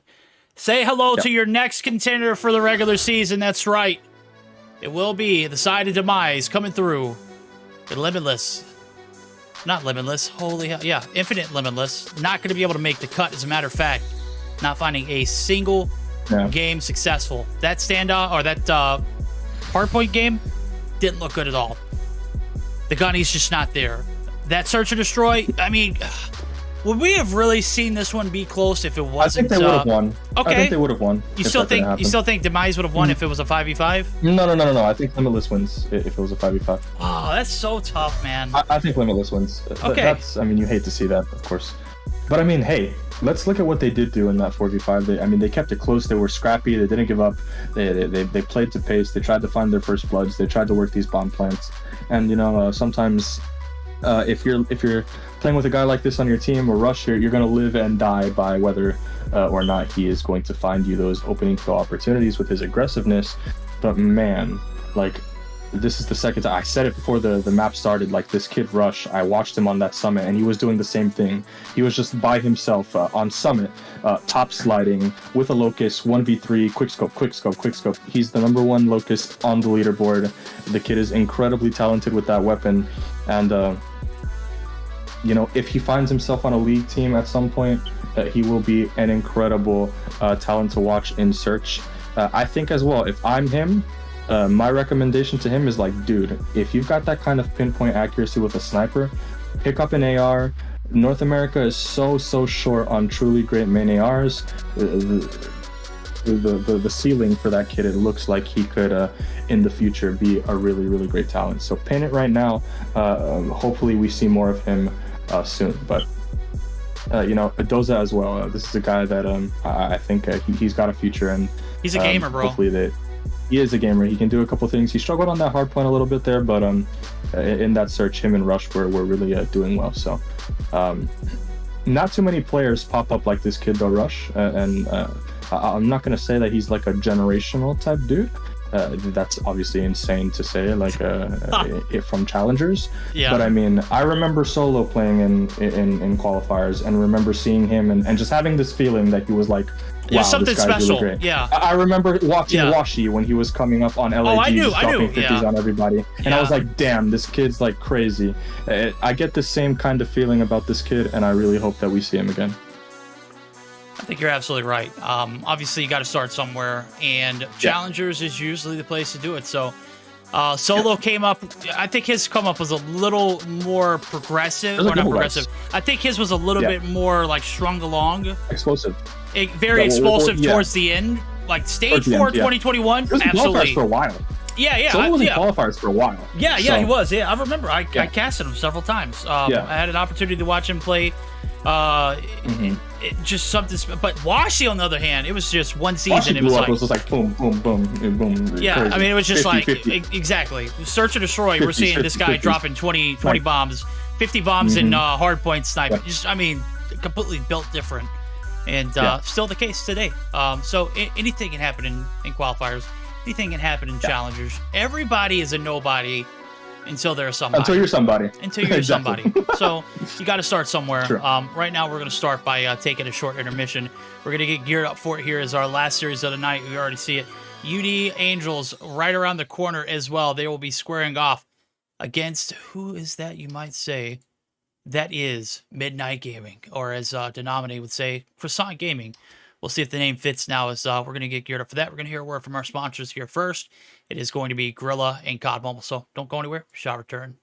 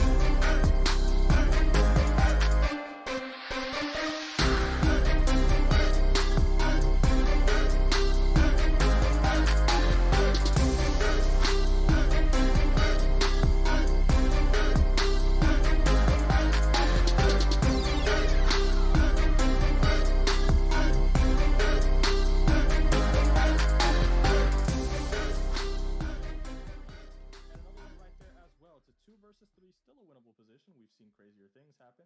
For example, when Creed was playing this and he won that 1v4. All right, ladies and gents, this is it. It's the last team to make the cut. Is it going to be UD Angels, or are we going to see a different case scenario? Could be Midnight Gaming. Take a look at the rosters. Zim, this one actually might be like one of those ones we certainly see a Game 3 potential, yes. Right? You take a look at the rosters. UD, Jazzy, I will say, is by far one of my favorites in this lobby right now.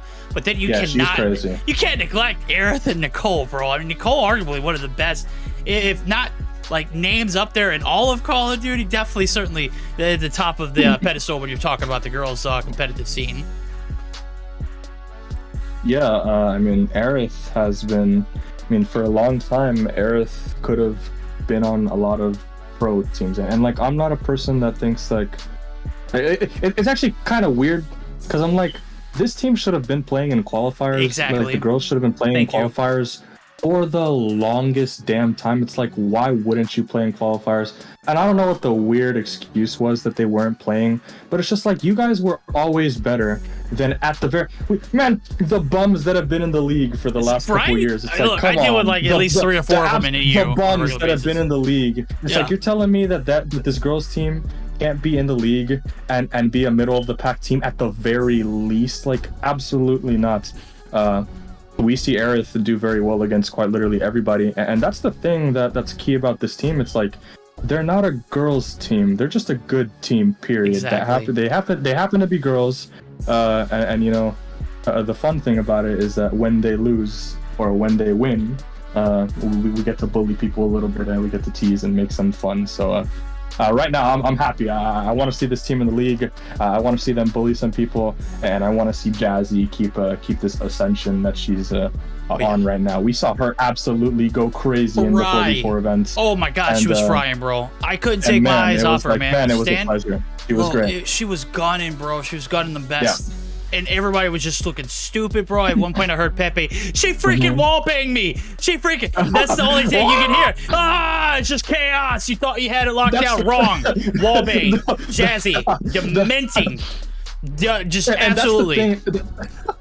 That's the thing against playing against like female teams for guys for some reason. It's like, it's just like they can't comprehend losing. No. Like, by the midway of the comms, we did a listen-in, and they were like, oh my god, he's absolutely wrecking me. They were referring, and then towards the end of the comm listen, they were like, these girls are whipping our ass, bro. We gotta change something. Yeah. We gotta change something. We're equal on all fronts here. We don't discriminate. We want to see these girls perform. We want to see the best teams, more importantly, move on. Yeah, we want to see the best teams to the next spot. And that next spot is a guaranteed slot for a regular season bid. So take a look at the maps. Where will all this action take place? Well, we'll see it take off yet again here for the Hardpoint. To start it off, we saw a brutal one first to go around. Will we see something similar, or will we see a complete opposite? We'll see how it pans out now in Search and Destroy game number 2 and game 3. If we do make it the distance, this one does go down to the wire. It is going to be that Control Summit. Hacienda and Fire Range banned, no longer available. Choose Zim. Based off of this lineups that we see, I don't know too much about this Midnight Gaming roster. As a matter of fact, I thought I knew who Not Script was. I know who I'm familiar a little bit with Y Tribe, but so Y Tribe's on this roster, but is he playing though? I don't know. Suvio, Poya Tempest, Y Tribe's on Death Machine. I know Y Tribe. I don't know anybody else at all. Y Try is not in the lobby right now. I'm looking at his name. Tempest. I think I know Tempest. Or is Tempest a European player? I don't know. Maybe there's a different Tempest. Not sure. That's a good question. I know this UD team, so who cares? Yeah, there we go. Take a look at who's on the starting roster. It's Nicole, Bianca, Aerith, Jazzy, and NYC Rats. So, ooh boy, this is about to be a fire of a series. So these girls are crazy good, and Nims is one of our admins says playing against them was scary. Yo, look, it was way scary. Watching them in the 4v4, Jazzy, especially watching Jazzy perform in that 4v4 event, something special, man. My girl can cook with the best, right? We're gonna throw them in the pit though. See who's left standing on top now, as you were mentioning. This matchup's about to be special. I think UD girls or UD Angels take the bait here, and I think they win this one 2-1. Thoughts? They win 2-0, dude. Okay, love it. I wanted to is- say 2-0, but I don't know how this Nah, they hardpoint win takeoff 2-0. is going to be, right? They'll win the takeoff. They win the hard point, and Okay. then. Well, the only thing, their bad side at the start. We only really see the best teams really convert the good side on takeoff strongly. This is challengers, so whether or not you have good side on takeoff or bad, doesn't really matter. Who maybe a little bit, but I think we can agree that this girls team is better. They've got a better profile. I think that they look better in a lot of ways. So we've seen them before play. They're some of the best players that we know. They play against the best all the time. I think that they can win a takeoff. And then the S&D stand. I mean, guys, we've been playing standoff for years, so these people are certainly very well versed in that map as well. So very nice path. And then regardless, like you said, even if they do drop one of these maps, map 1 or map 2, they get a summit and they get the defense on the summit control. So everything right now looks like they're going to get into the league. It will take a Herculean effort, even for a team like Midnight, to come out and see if they can convert. But regardless, let's see who's going to be the main AR. That's going to be the question for the side of UD, the Angels. Do we have a main AR right now? Looks like we've got UDC Rat in the only position on the map that might convert into a power position, but she's going to go through the secret area, try to win a first gunfight, and not going to actually do anything about that. But the spawn has flipped. So here goes the position. We said, okay, they started on the bad side, but UD says, okay, we don't want the bad side. Let's just forego our entire first wave in an effort to flip this, and they get the spawn flip. Now this line can be perfectly drawn across the middle of the map. UD has full map position. Dome is very nicely entrenched. We've got the top blue power position firmly being denied by the side of NYC Rat, and the time is ticking positively for UD to start the game. Yeah, there it goes. Get on the hill, guys! Come on, get on the hill! Gotta play the objective here. Well, I mean, close people. Most importantly, they are not giving up those points. So, Bianca, you're right there. Just hop on it. There we go. Finally. There we go. Lockdown. Spawns flipped. Everything going golden to plan now. A hit is done there for the rotations now, as you see. P2 setups being set up, being made. Ticket side lockdown there, as you mentioned it earlier. This is the better side of the map. You want to be a smooth criminal and escape artist. You're here, you're connecting over to that secret site just like that. On the flip side of things, all you got to do is rotate to the P4 site and find those gunnies. Right now the gunnies be a 1, the trash head glitch. It's God tier. And I think this is the only advantage to having this side of the spawn. But hey, there's no one there to hold you back. Bianca said, I got you, boo. Nagaboo there, absolutely finding one as well, but is going to get shut down. Jazzy is on a tear now. She's 6-0. She is 6-0. Is she 6-0? Oh my God. Yes. She started slow, so I rotated over, but I wish I would have stuck with her. She is 6-0 right now. She's almost there. At the 7-0 mark now, just a kill or two away from the claw operator. And don't blink now, but she's working. I don't know. Actually, she doesn't have the EMP, but if she did have it, she'd be well on her way to it right now. Potentially 8-0 right now. No, she's going to run away. And maybe she's playing for the nuke. Ooh. Keyword. There it goes. It's burned. Oh, Zem. As soon as I cringed as soon as you said playing for the, and I was like, damn, he said it. He said it. And there, just like that. Obviously, Zem didn't cause it, chat, so don't cause any, don't wish any bad feelings upon him. It's just COD timing at the worst. Backside lockdown, it was not. Backside was, heavily contested. Script was there to end the run. Right now, it's the run towards the P3 site. 5-6 into the objective. Lockdown of the spawns would be massive for Rat, but they gotta play their life. God dang, they're taking the fight with one shot.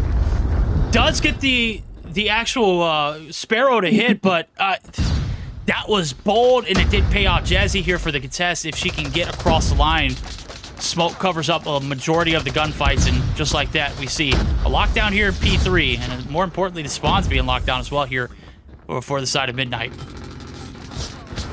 And they ought to be careful, because if we get too many of these P3s and you're not playing these spawns, let's try to remember that the problem is not necessarily, goddamn, Jesse's going crazy on the hill, but the problem not necessarily is losing a 60 on P3. The problem is more greatly described as getting chained P3 and P4. So right now, a little bit of recovery on the P3 scrap time, but it's not going to mean anything if the other team also has P4 to boot. So we'll have to make sure that we're entry and clearing that out a little bit. For the time being, Midnight has that position on P4. They were able to get a nice set of time on that P3, and the chain looks imminent. So a dangerous position now for the side of UD.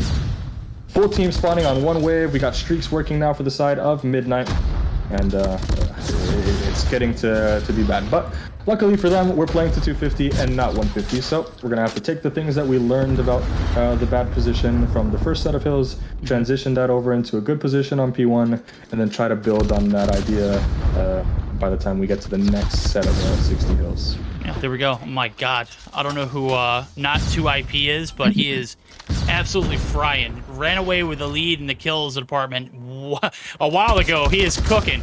We'll let him fry. Rat going to be able to shut him down finally, though. 27 on board for the Madman now as we get P1 ready. Geared up for it. Last 12 seconds. It is not going to be contested. They do not want to feed the beast. It's a well-oiled machine there for the connection from the P3 to P4 spot. They've locked it down. And that is the recipe for success here. And that's why I was kind of like a question mark about what kind of, team we were going to see perform here in Game 1. And I mentioned that it could be a 2-1. Dominant performances in takeoff can go a long way. Obviously, you mentioned the keys for success. This was a map selected by the side of Midnight Gaming, so maybe that is, this is their bread and butter map. This is their best. They know how to chain those maps or those points, and they've done it so well so far. So right there, Nagabu going to get shut down as they were trying to take down that player that was up top. And so far, so good. It is a lead being taken off. We're going to go ahead and jump over into the comms now. Midnight Gaming, they're filling it. Let's see how those comms sound now for our first listening. Top two. Two bottom finisher. Two on hill, guys. Two on hill. Take it, Nice. Yo, watch the blue flank. Yo, titty stairs. Titty stairs, pushing up. I'm holding ticket. One more P1, one shot. Yo, stadium. One stadium. Stadium dead. Jump out. Watch your blue push. I'm watching ticket. Hey, they play me. Hey, yo. Ticket. Go deep. Let's go. Go deep. Two ticket. I'll hold deep. You go. Push point. I got deep. I have stadium push. Go help him. Go help him. Call on point. Bottom. Don't peek it. You don't peek anything one more. Two on point. Keep on flooding hill. I got deep. She's flanking. Blue. Getting shot from blue. Bianca has curry.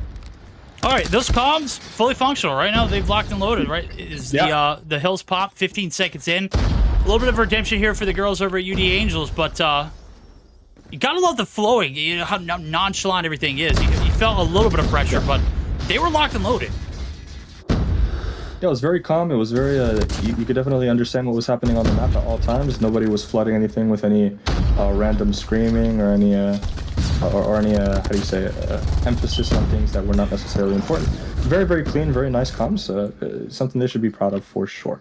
Look at the map. I mean, we got to point out Tempest. He is cooking right now. He is at 31 kills and only 19. Off of the back of his phenomenal performance so far, his team has come out to this early lead. But don't blink yet.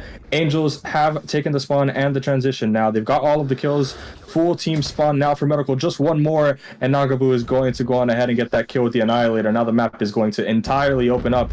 NYC Rat now with the Sparrow, but the transition is going to come from the middle of the map now. But Jazzy has something to say about it, and so does Nagabu in the middle there. Operators now firmly entrenched in the front of the hill. Here comes the TAC 5. We've still got the Sparrow working on. Unfortunately, the Sparrow will kill, but Nagabu in the middle of the map, she's just locking it down, making sure nothing can come through the pinches. Okay. Everything is coming through the front. We've still got the TAC 5 wave. Nice one-way smoke in the front, but finally the kills come through for the side of Midnight. Here comes the Sparrow, but the Sparrow gets wasted. Full blast for nothing, but Aerith and the girls have the opportunity to just get a couple kills with a nice foundation spawn. And nice two-piece there for Aerith. And everything is looking really, really nice here. Oh man, this is what we wanted to see out of the first matchup we saw on this map, right? We want to see the adaptation, but we want exactly there it is. Now look at the lockdown there. They're making the connection. This might be it.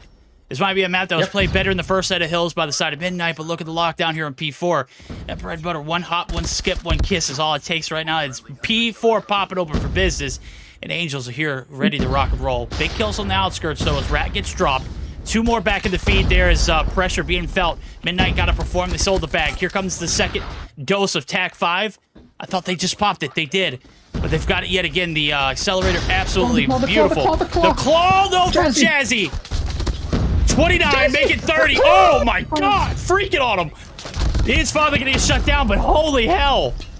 UD able to keep the bag there in P4, and it's down to Nagabu. Can she hold down the fort? She's got some help and some support up top.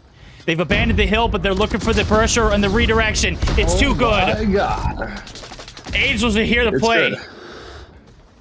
It's good, and I saw something in the chat right there, something to make note of. Angels played, apparently, this team twice in the qualifiers, both in winners and losers bracket, and dispatched of Midnight twice. So can they make it the Triple Crown here for a spot in the league? It looks like Angels are feeling very confident. And we've also got to point out that continue to give love to that point that you made here about the connection here. Is what we talked about in that very first one, is that Midnight came out to this big lead off of the back of having that spawn for P3, chaining it really nicely into P4, and we identified, hey, they recognize the problem. By the time we come back around, even though we're in a hole at this point, if we just reset, try to play the position very nicely again, and then when we find ourselves in that position, put a lot of emphasis on that P3, P4 chain with that spawn, we can get back into the game. And UD has done that very, very nicely. Look, the score, they're ahead by 25 points, and right now frying on all cylinders. There goes the TAC 5. We've got operators in pocket here for Bianca. She's got the purifier. That'll come in really nicely for the P2. And so far, I mean, look at Jazzy. She's sitting at 40 kills right now. Bianca with 30. And if you open up the scoreboard and look at the other team as well, we've got guys absolutely getting fried. 1935, 1932. But very, very consistent objective spread for the side of Midnight. That's going to go a long way as well. Oh, we've been ranting here to turn onto that player. But I mean, it's a battle of steady objective versus steady fragging power. So you're absolutely right. Even match. Yeah, we've ranted and raved about them. You know, we've heard and said a lot of things we need to hear. What the girls over at UD Angels need to say now as we get geared up for our second listen, and this one could be where it ends. P2 locking down the top side of the fort. Here is the big Nicole feed for the Annihilator. Let's see how these girls are celebrating now. One blue. Oh, I shot by him, I ATM. shot him. Let me hide by ATM. He's not doing it. What? Bottom blue. Pushing deep. Construction, and then one deep. Is that a sparrow? Construction. One second. No, there's two hills. Bin. Barrel deck. No, we can break it. Two of them. No, I see that wrong. Oh, they have climb hill. Don't leave the game, by the way. So one hill low. Oh no, unfortunately. Annie. Old. Go no. We just gotta hold you. Just up like stop it, right? Camel. Yeah, Annie old. P1, I think. I'm gonna look up there. One jump off construction. Just stack up no. Okay. All right, stack up new right here. They're not happy until this one's said and done. Game one. I may have called it a bit early and said, hey, in the first set of hills, this team knew what they were doing. They got outplayed so massively in that second set of hills. Yeah. Holy hell, UD Angels might be able to snag this one in a 2-0 fashion. They start off a little rocky in the first set, but my God, second half performance, absolutely, I mean, just chef's kiss. 250 to 197, 42 for Jazzy, 41 for Bianca. I mean, it doesn't matter. Those bullets were not discriminated. Everybody called shots. And these girls fried their way into a game one victory. Yeah, and I said it there, even in the hole at the end of the first set of rotations, luckily we played a 250. We don't play a 150. You've got an opportunity. If those first set of hills don't go your way, it's okay. Hit the reset. Figure out what the problems were that first time around when we get to the really core aspects of the map, that 3 and 4 chain. Try to solve those problems and see if we can convert the position. We'll walk away every single time if we can be steady and keep our composure with a semblance of maybe a lead or a comeback. That's where it starts. And you love to be able to see that in a team, in any team, quite honestly. That's the sign of a great team. That's the sign of a team that can be successful at the next level. And, a great display of composure there from the side of Angels. So well-deserved map one. And, not too far behind the Midnight. I mean, even though they didn't win the map and they weren't able to stay in the lead, you saw, again, steady objective play from them the entire way through. Just falling short a little bit in that raw fragging aspect with the side of Angels, but that's okay. You're now going into a search mode where you get to completely wipe the table and completely slow down the pace and play with your strategies. And we'll see if they can, take this search, but a great map win, a great display. You said it, we said it, we've been thinking it all along, like, why are these girls not playing in the league? I still don't see one damn reason why these girls shouldn't be playing in the league. Finally, they put the bid in for qualifiers run, and man, they're running the tables here. Only one game away from certain victory. They can do it on the map that they chose. Obviously, if it does go the distance for that game 3, as I was taking a look at it, things go south here in this Search and Destroy. You've got a Summit map that you've chose to play on the defense. And they've got defense, so it's they've got defense. So I mean, there's a little bit of cushion. So if you're an Angels fan, you've got a lot of hope. You've got a lot of confidence rolling into this next game mode. Obviously because it's your map pick, but also because if it does go to distance, Summit. Saw it played earlier. Very brutal map it can be. The gunny's absolutely firing on all cylinders. I mean, you called it out early. There were several players that were negative midway through. It did not get better for the side of Midnight Gaming, did it? No, it did not. And you know, it's okay. So at the end of the day, you got to just kind of put this map behind you, try to move into the next one. Whatever happened on takeoff, the map is over. We start again. We try to go 1-0 on standoff, and then when that map is over, you try to go 1-0 on the Summit control. You're playing a best of 3, so you know now you're back against the wall if you're Midnight. But you know, a lot of time, a lot of rounds, a lot of pace, a lot of things that we can do to regain ourselves that you can't necessarily do in Hardpoint when you're in the thick of a constant battle, constant rotating, constant things. It's a lot easier to gather yourself with time here than it is to try to figure that out when you're getting body slammed on the map in Hardpoint. So body slam, choke slam. I mean, toss from the top rope. I mean, it was everything is being thrown at you. UD Angels here to play, striking quick here now as we roll over into the Search and Destroy. We're going to be on board with our top frag from the last game. It was Jazzy and Bianca. We'll see if Jazzy can find that opening blood now as we see this action ensue. Certainly, I'll get out a third person perspective as soon as, there we go, as soon as that happens. But, yeah, so far so good. No trades have been made yet. No casualties. As little risk is being taken by both teams. We'll look at Kibu. A little bit of an aggressive position. You even got POIP.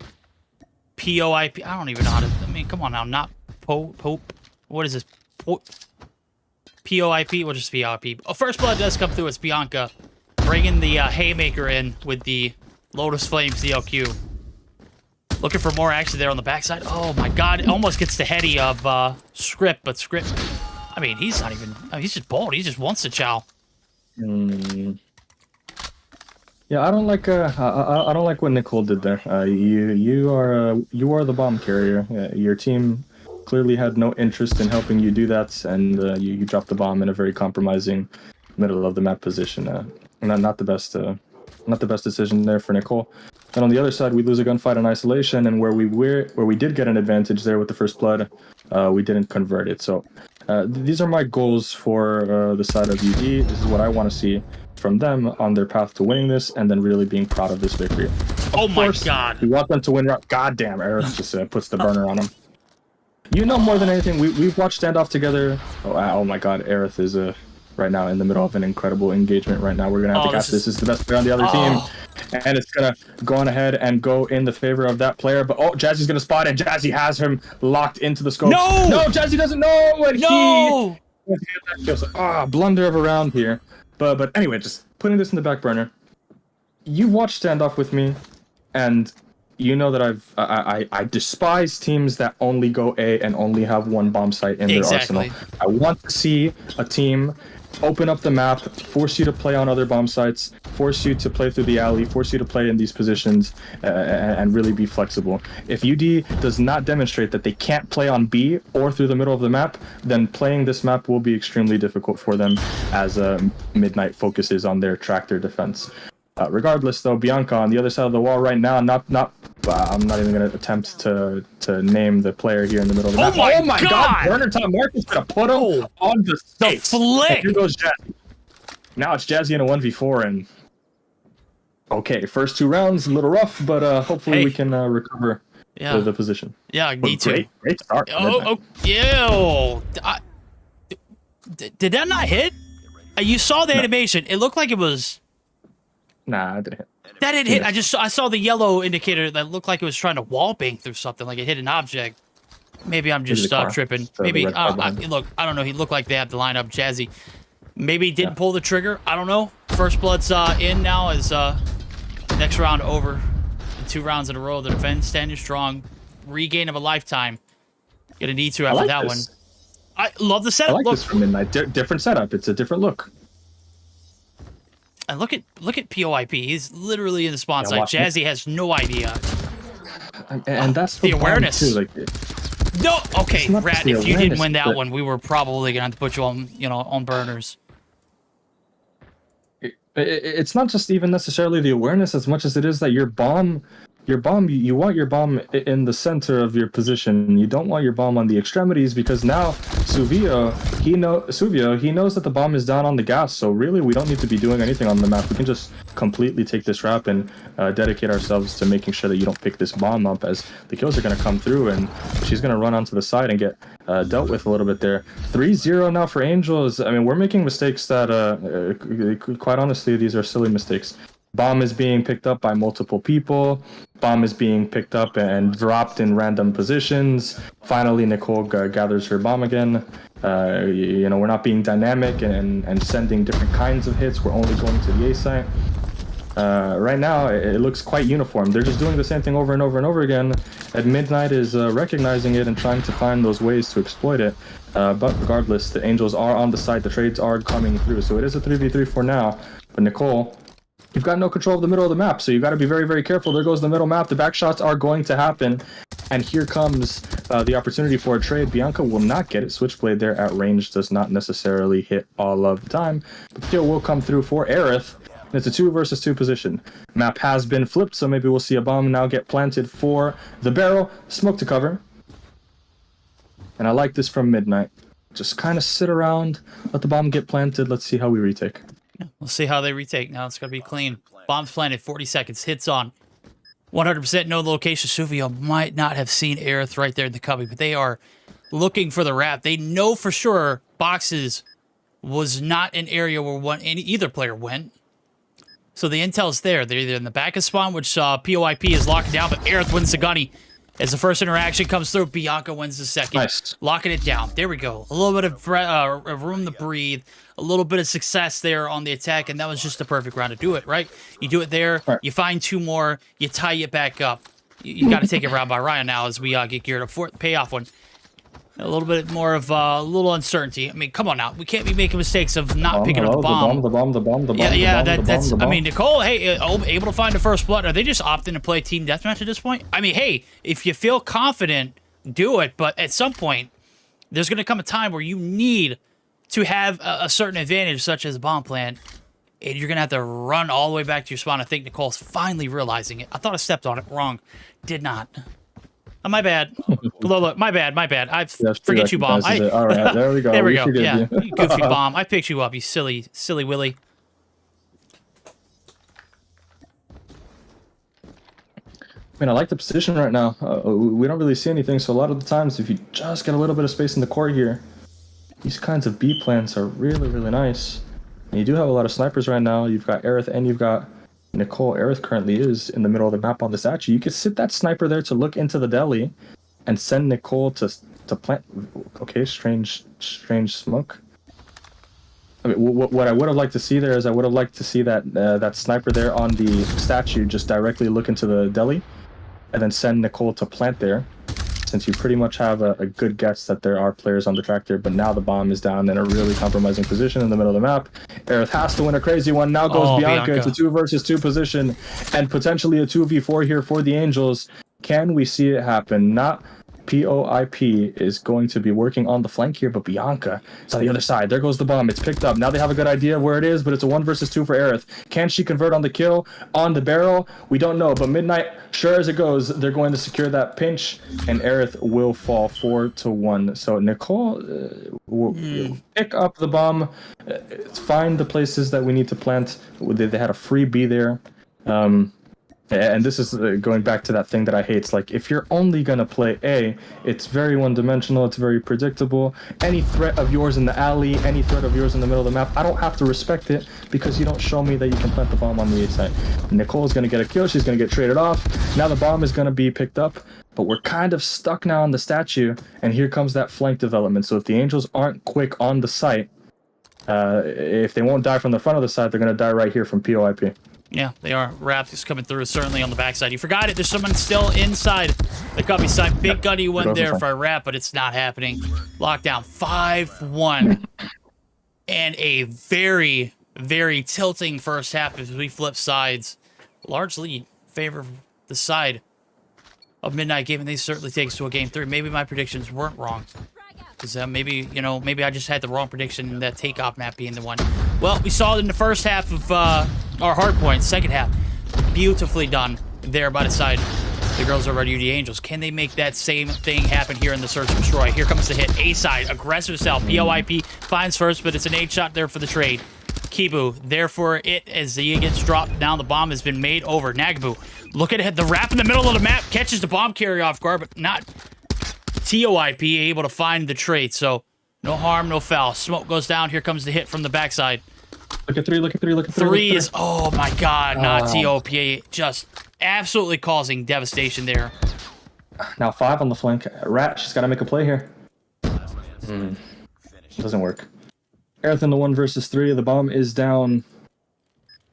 Now you can just see that the lanes aren't being managed by Aerith and the girls very well. You've got all these snipers, but no control of the lanes. They're just walking up the middle of the map. Aerith hits a really nice one. Tough shot there.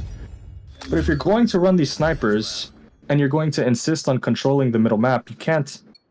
I mean, you have to stack on the A side a little bit as well. We saw, I don't remember who, I think it was Bianca, whoever was running the Switchblade the previous stuff. She was by herself in the cubby, just got absolutely body slammed by the entire weight of the Midnight team, and they didn't gain anything from it. Now Nicole is putting herself in an isolation gunfight here in the middle part of the map here. She's got to win a gunfight right there. He's able to convert it. Super, super key. But now the site is firmly given. The China nade reverse is going to come through. Hopefully it can get dropped onto the bomb site. As it does not actually convert anything, the bomb is going to get planted. But hopefully Nicole in the middle of the map is able to convert. Aerith gets a nice kill onto the tractor heady, but the bomb is down. We have to see that flank develop there, but 3 TOIP is going to cover that. And now all the bases are covered. Full frontal attack is going to be necessary now for the side of Angels. And if anything at all, the round will come down to the box, and the box will win. Yeah, these kills got to happen real quick. They got to happen fast. Nicole not covering that box's side. Aerith does find one. Pressure still being felt. 10 seconds left to go. Completely leaves the backside, but the flick. Okay. But look at it. My guy's running. He's Usain Bolt at the moment, and is going to go back to Chow. Of course, there's no time. Punching air to Cole. You can do it all you want. Script going to finally shut you down. 7-1. Game's over. We are heading to control. This one, still not determined. A very lopsided search or destroy. Very, very lopsided. It wasn't close at all. It wasn't 1v1 situations that determined. It was a majority 2v5, 2v4, 1v. Really played rounds. Just really good play rounds there from the side of Midnight Gaming. And yeah, we gotta call it what it is. You know, just because this team is a female team doesn't relieve them from the criticism of the poor performance there. That map was terrible. It was terribly played. Your lanes were very poorly managed. Flanks were wide open the entire time through. Very little dynamic aspects to your offensive pushes. It was just A boxes statue, A boxes statue. Utility was terrible. Just no consistency anywhere on the map. All of the isolation went badly. I mean, top to bottom, that standoff was played very, very, very poorly, and Midnight capitalized on it. So now, regardless, the map that we thought that Angels would dominate, I thought that they would do very, very well on that standoff. The series kind of takes a turn, and so now the search, it goes firmly for Midnight. And now you get to go into this respawn mode. It is a kill-dependent game mode, but similar to S&D, you get to play a little bit with pace, and you get to play a little bit with these collective team pushes.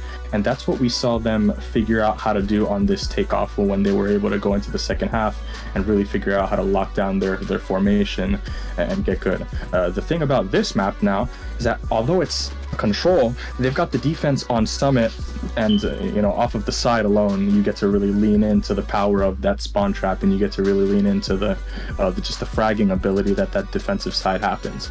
You pair that with Jazzy and the company of how they were able to frag on that takeoff, and maybe we can see then take a first round advantage, and then kind of scale and snowball that into the rest of the control. It'll be an exciting map, but at this point, I mean, you're going to have to really convince me from the first round. The team that wins the first round will win the game. Okay, all right, that's a bold assessment. That's what I was looking for. I wanted you to commit on something. That was it right there. So I mentioned it earlier. We talk about raw gun skill and importance on taking certain gunfights. Well, we didn't see a lot of discipline from the from the UD Angels in that game number 2, but game 1 was certainly like, hey, I mean, we came to play. Everybody was north of 30 kills. We had girls with 40 plus. I mean, double positive for they fried. Okay, but did they fry out? Did they burn out going into that search and destroy? I mean, we were just seeing some off the wall things that inexcusable, from not picking up the bomb to some of the basic, like, I get it. Then you had a hell now of Jazzy has the bomb. The bomb's isolation alley. Like, why is the bomb there? But how do we bounce back here in game 3? How does that translate to game 3? Well, how does it translate to game 3? I mean, you got a short-term memory with Goldfish. You got to be like, all right, map 2, it's gone. We're not in a search anymore. It doesn't matter. We've played this team twice in qualifiers and winners and losers bracket. We've beaten them both times. We fragged the hell out of them on the takeoff. We have defense on the control. It's Summit. Like, just go fry. You take a deep breath. You fucking smack yourself with water or whatever. Whatever you got to do, and then you close your eyes. You wipe whatever, and then you get into the map and you go and you annihilate. And, and this needs to be the go plan. This is it. Literally there should be no timidness on their opener. Their opener needs to be fast, needs to be decisive, it needs to be strong, it needs to be collected, and then from there take over the round and go. Again, the team that wins the first round will win the game. If you give the offense to the other team on the first round, you're going to lose, period. So they have to come up strong. Well, we'll have to see how it pans out now. As if it is true, just like we saw in our first control of the night, the team that won the first round did indeed win that one. As a matter of fact, it was a snowball on the same exact map. So we haven't seen very much diversity in the map department here for the controls, but will it be a different outcome? Will we see the exact same results? Game number 3, starting off on the defense. We're going to be on board with the girls over at UD Angels. We'll see if they can bounce back after we'll just call it what it is, a piss poor performance in the search and destroy. Able to redeem themselves here in this control. If they do, hey, they got to take it to the show here on the main stage for Mobile Mayhem. First blood's coming through, 2 for the price of 2. As TOIP starting off frying, but that spawn trap from Jazzy already starting to activate, but she gets shut down. Map control, not necessarily there after that. And I already see problems like chinks in the armor with the defensive setup here from the Angels. It looks like Midnight is going to be able to exploit this snow the entirety of the time. Look, right now, here goes 5 again. On the previous life, that snow got through it, flanked the stairs, and it killed your mid-stair player. If we allow Midnight to take this snow wrap the entire round, we're going to get punished all game long. So we're going to have to figure out how to consolidate that and how to make sure that we're not allowing that to happen. Here it goes again. Now it's Suvio. How deep is he going to be able to get? This time Jazzy goes back, and this is exactly what you want to do. You kill that player in isolation. Now you can take the isolation. You go up and you begin the idea of spawn trapping and putting pressure on that spawn. The difficulty on this map is not getting the kills, it's stopping the clock. You're offensively playing this map, and you're working against the clock. You need to make sure you're stopping, you need to make sure that you're getting kills, and that those kills are impactful in securing ticks. But so far, Midnight has not managed to get a single tick.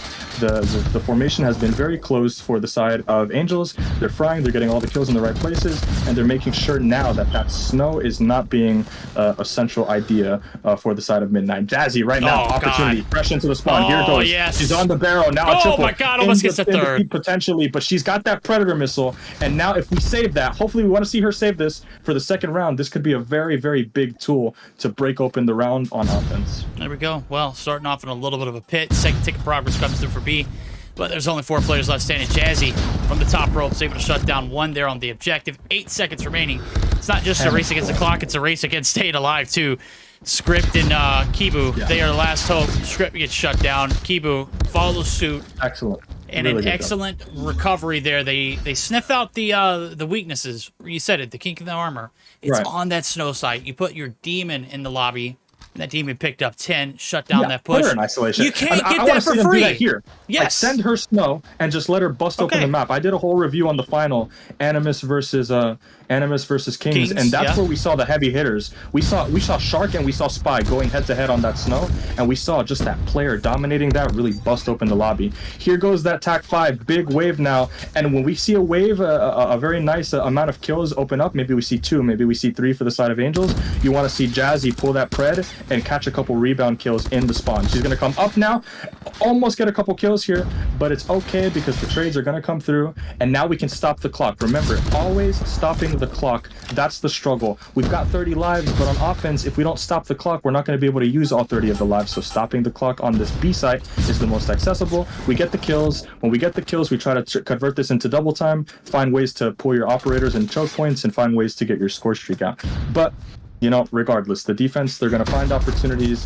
and now we have to figure out how to get out of the spot. And take a look at Rat on the bottom in isolation. She's going to win that really important gunfight, draw resources back to her. If she picks up this gunfight here, the round is busted wide open, and the Angels are now attacking on the front. I want to see operators come out right here. If Jazzy can pick up this kill, she's not going to be able to, but the time is being managed very well. We're still within 2 kills of the other team. Now Bianca has a very nice opportunity up top with a Purifier. If they drop down, she's going to be able to bust that open and make sure that she's able to get these rebound frags. But the Sparrow is going to come through for Tebow and absolutely annihilate that round. So push and pull for both teams, but no panic is necessary yet. We can just save our operators and go into the next round and have a defensive second defense. Yeah, you're absolutely right. I'm sorry, a dominant second defense. A dominant second. So far, it's a better attempt so far. It's not over yet. We've seen crazier. 10 to 13. This life count is certainly doable. We can Purifier here. Yeah. I mean, look at Nicole. She's doing it with a gunny. The Hills Hop, that time is going absolutely quick. Cap 2. There goes the cap, another minute. Yep, minute 14 on the clock, 9-10. Oh, Script popping the claw, though, needs to go absolutely crazy. He has to go ham. This is a big investment. This is a huge investment. Might be monumental. Able to find the first check. Catches one with the COD timing now as they're looking for the respawns, too. Don't want to get too aggressive because we know how that time. But look at the time. It expires. Great kill. Script gets shut down. Dealt the pressure to the person who was in your spawn. Where's Bianca at? Where's Bianca?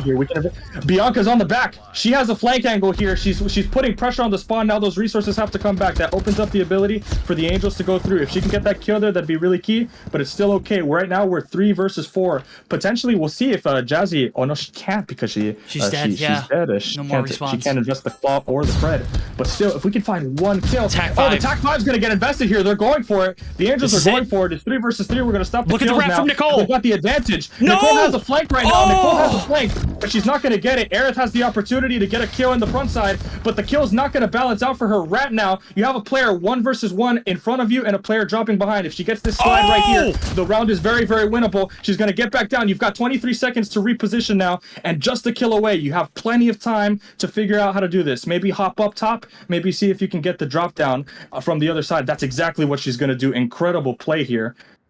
Excellent. You've got 8 seconds. At some point, you're going to hop down, and you're just going to try to see if you can figure out where this player is coming from. It's going to come from the top. We're going to see Tebow up there, but Rat's not going to sniff it out. That's such a great read. It's so good. Oh, my God. The timing there from Kibu, you see him take that long.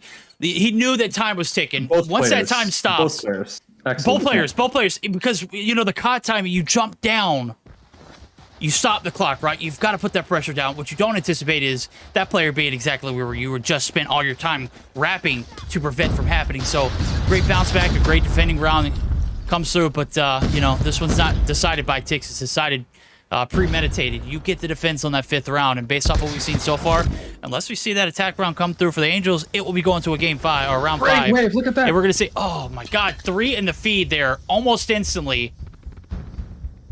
It's not just any 3. That's the 3 on the TAC 5 as well. So the TAC wave is pretty much gone. Now you've got the opportunity to get a couple kills, get up on the map as well, and now your operators become a significant threat. But just like in that first round where we saw that snow, that isolation become a problem, once again, the snow is not being respected. So if TOIP goes through and is able to open up that space, we're going to see a lot of trapping and a lot of very uncomfortable positions for Angels. Right now we've got Script in the spawn. He's got to find Nicole, but Nicole's going to put him on a t-shirt, and we've got now Jazzy in isolation on the bottom. She knows where this player is. She has an idea that he's here. here. Check the corner, slide, my kill God. 2 IP, and now she's able to go and push the snow exactly like this. Excellent play. Once you get deep into their spawn, into this P4, or I'm sorry, yes, this P4 position, I love the slowdown at the Look at rock. the- See if you can catch this player again. Pull out the claw now in Look at the isolation. ego. Maybe That's you an can even ego drop the chow bread, right there. And here comes Like, the look. claw and the... Oh, Perfect. 3 times It's in a row. perfectly 3 times in a played. row. Is that what it Isolation. is? Is the time? Oh my God! Get Wonderful bested. play by Jazzy. Jazzy, absolutely putting on a clinic right Wonderful there. play Not by missing. Jazzy. 2 players there in the spawn. What is that? The cooldown, the time from which you can kill someone. Saving both of those players because those shots were coming through. But the cooldown not allowing them to drop, so not able to feast inside the spawn site. Rat pulling out the Sparrow. Looking to put some time here on the B site is we see one player right behind. And Script is able to take the gunfight and win it, but is shut down. No objective being played in these first opening initial encounters. Obviously, they can't make it to the objective, but so far, so good here for the A side. 18 seconds. Anything can happen. We saw it done in the first round of the attacking side for the girls over at UD Angels. And right now, the momentum, it is favoring and swaying in favor of Midnight. They might be able to do the impossible. Double times activated. Claws pop. They're going absolutely rampant. The Sparrow as well as a last-ditch effort. Down to 3 players. Jazzy, Can they Jazzy. defend? Big 2-piece. Not happening. but the Tech Tech 5's five. popped. That's it. Round's going to be capped. That point is objective. Investment. Bianca Unfortunately, investing the it. Purifier investment, she has to my. go big. She has to go big here. Everything is on the ground level, though. The Purifier can go crazy. The Purifier can go big. But it's not going to go big, and you're going to lose the offense. And in addition to that, you're also going to lose the Purifier. That's a super, super key operator. And now backs against the wall for Angels. Not a lot of tools in your pocket, but you still got this Pred. So we really got to see this Pred open it up for Jazzy. Yeah, I mean, Big holding back on for five that there. for They're dear going for life. Hey, this is They're it. going All for it on the investment. opener. It's snow side approach there for one in Kibu. POIP popping the Annihilator. One shot it is. Does not matter if you are tacked up or ready to go. Eric's still alive, though, for the Dream. Annihilator does get shut down, so not a lot of damage. Suvio able to shut down Eric, but the B-side approach has been eliminated. So threats there. Very Bianca nice. is there for the You gotta trades. stand on the double time. Got to stay on it Good. right now. This is fast time being activated on A. That's Here good. comes a Predator missile for Suvio. Who's he get? He gets Nicole, so they eliminate B, but A is still wide open, but nobody's there. Look at where we see Jazzy. Jazzy wants a spawn trap. Box of gloves comes no, out. Jazzy. Oh my God!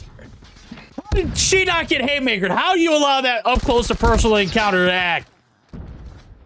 I mean, when are we going to see the Pred from Jazzy? Did she forget that she has There it is. Finally, it's going to come through. It has to be a big one. And it's going to open it up. Now we can get... That's 3 on the kill feed. Open up the double time now. They're going to go for both sides.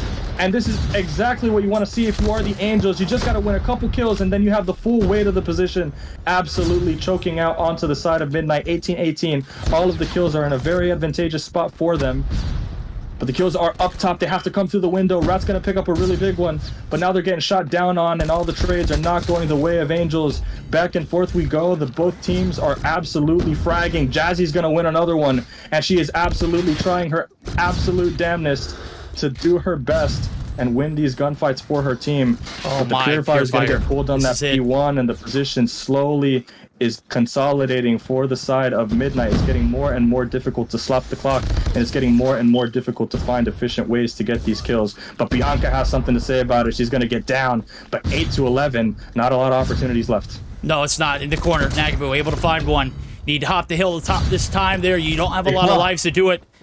25 seconds to go on the clock. Tac pies popped. Oh no. This might be the beginning of the end. Suvio coming through with the godsend. POIP shutting down the cages. 4 players left standing, make it 3. And this is it. The last run, the last hit. It's not over yet. 15 seconds. 3 players left standing. Can they get the job done? Zim. This one might be it. Jazzy walks into the bullets. This one is done. 5 seconds. Girls over at UD Angels. It's been a hell of a run, but the control game coming through and upsetting this team. Ladies and gentlemen, we've got our 4th and final qualifier, the contender of this challenger squad. It's Midnight Gaming. They best the side of the UD Angels in a 3-1 fashion. Zim, I hate when you're wrong, especially against all odds. That first round looked convincing, but the next 3 absolutely owned. Yeah. And very well played there for Midnight Gaming. Welcome to Mobile Mayhem. Yeah. Welcome to Mobile Mayhem, Midnight, and you know, I know that we were talking about the Angels a lot, but at the end of the day, Midnight did everything that they needed to do to make sure that they were recovering, and to win an offense is incredibly difficult. So they did the job when it was difficult. They found the ways to get those double times off, and they executed the position, and they 100% deserve the spot. So congratulations to Midnight. They are back in the league now for another season. Also, I didn't give a damn if we're over here hyping the hell out of Angels. I want to see a female team in the league. I want to see these people in the league, and of course at some point I believe that they can get there. We should all be very excited to be able to see a league, especially in our region, that is diverse, not only with men but with women as well. So anybody in the chat that has a problem with that, I'm not gonna lie, Catch these go hands, to hell. bro. You got a problem. Yeah. You catch these hands. Catch get these the hell hands, out. bro. Yeah. And if you're one of these weird ass kids in the chat, girls, whatever, Yeah, ego, right? blah, blah, you Can know, we hype fuck up? you Man, too. look. I don't give a damn. I don't give a damn. Whoa. Get the hell out of the chat. Get the hell out Wow. of the chat. We should be celebrating this team. This is a great team. Yeah, that Both was. teams It was a are great really run, too. So Midnight, welcome to the league. And hey, we've got a great season ahead of us. Yeah, we do. Talking about some of the teams that have qualified and some of the teams that were invited. You take a look at it right there. Truly, Devious, Luminosity, Seminole, 11, y'all getting invited slots. On the bottom side of the screen, who are all these shredded? I don't know any of these team logos. Come on now, guys. Simplicity, I know. We know Midnight Gaming because they just qualified. We also know this logo right here. Is that TLE? That's who it is. TLE at the bottom left-hand side. They are not Cygnus, chat. I don't know if you've seen Twitter, but that is something TLE's very in the league? spicy. Huh? TLE's in the league? Yeah, TLE is in the league, not Cygnus. That is TLE, isn't it? Are we sure? Shredded TLE. Okay, Demise. Yeah, I Demise. thought TLE merged with the Cygnus, so they got the Cygnus spot. But then Cygnus and TLE just disbanded again. So does it go back to Cygnus, or is it still TLE? Yes, I have no idea. Your guess is Like as good as mine. TLE and Zyrax. But and these TLE, guys? isn't it the top two teams from LATAM that get the invitation? Yeah, but is it Zyrax and like these people? You know what I'm saying? Great question. You have to check the roster. Yeah, Cygnus disbanded apparently. Yeah. Bless, you're not telling us Yeah, I anything guess we so. don't I know. guess it did disband. We already know. Yeah, we knew they disbanded. We know that TLE, completely just did away with whatever they had going with Cygnus. That lasted all of 2 months or 2 weeks. Not 2 months, God. What are you talking about? 2 weeks.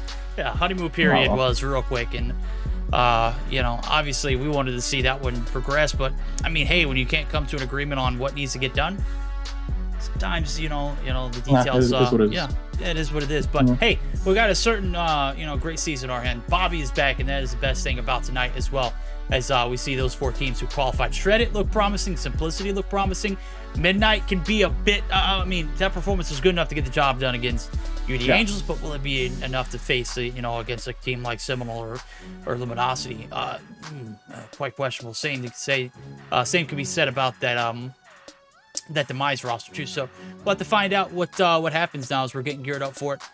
Our season about to be starting on Thursday. We'll be located on Bobby's channel for the opening inaugural day. Be sure to be there as you turn the notifications on. Hell, we might get a celebrity guest to host as we'll cook something up for you special.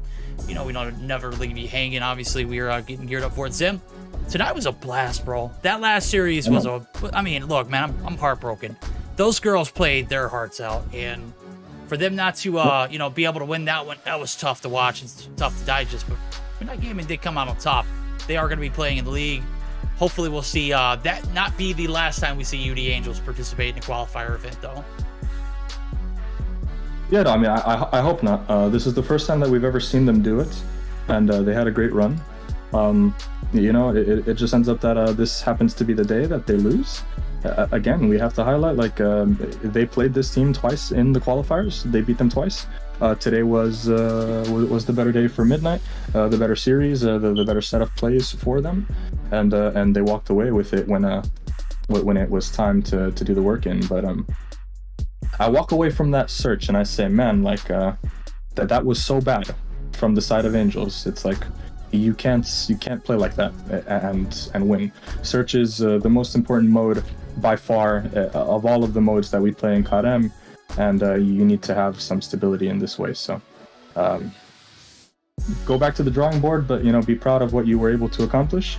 But yeah, that search needs to improve for UD. It does. And I mean, it wasn't like they started bad and they started to get a little better. It was just bad all the way through. It was just bad the entire weekend, it was bad to watch. It was bad to cast. It was, I'm sure it was even worse to play. So I couldn't imagine what was going through their heads to regain there in that control. It started off on a good note, but as the game progressed, obviously, Midnight Gaming just played a little better each and every round. That's all that mattered. So that last round, prime example of what it takes to win some pivotal gunfights and, you know, use your operators at the right time. Those TAC 5 waves were so damn disgusting. I don't think I've seen the coordination that was absolutely needed for that team to take the bag. But we're ranting, we're raving, we're getting geared up. We got another great season on our hands. Obviously, we want you all to join us. Make sure you follow me as the channel that we're on now will be here for Tuesdays. Bobby will be back for Thursdays with me as well, so I'll be co-casting with him. And you'll have the luxury of, I don't know who's going to be casting until the 21st, but Dave will be joining us back full time on the 21st. I don't know if that means for EU and NA, or if he's going to be joining us for NA at some point. But yeah, that's all I've got to say for now. If you guys enjoy the content, make sure you follow both Zim and I, as Zim is in chat. Go ahead and tag yourself in there, and we'll go ahead and make sure we send you over there as whenever you do stream. We'd love to see you know, some of those breakdowns. Your videos always get me. I learn something new every time I watch them on YouTube. That's the purpose, yeah. You know, we do them for the people that maybe don't have a person like me who is able to speak to them on that level, I guess. And you know, at the end of the day, I always try to say, you know, I'm notorious for having a certain style, a certain opinion on how the game is played. So, you know, what better way than to share mine and see if there are people who agree with it. If you get better in the process, great. If not, then, you know, it's all good. There you go. Well, hey, enjoy all the content you can. Whenever Zim's able to join in, it's always a delight. It's always insightful. Always learn something just hearing some of the words that come out of his mouth. So we're going to get geared up for a Rage. Certainly a great night for Mobile Mayhem. All of 4 hours. Good night, bro. We were not joking. All 4 best of 3s. Absolutely wild. Absolutely vivid. If you missed it, catch the action back on my channel for YouTube as well. It's VOD here on Trovo. Trovo VODs can be a bit pesky, but until then, we're going to call it a night. We'll catch you cool cats later on as regular season starts on Thursday. We shall see you then. Later.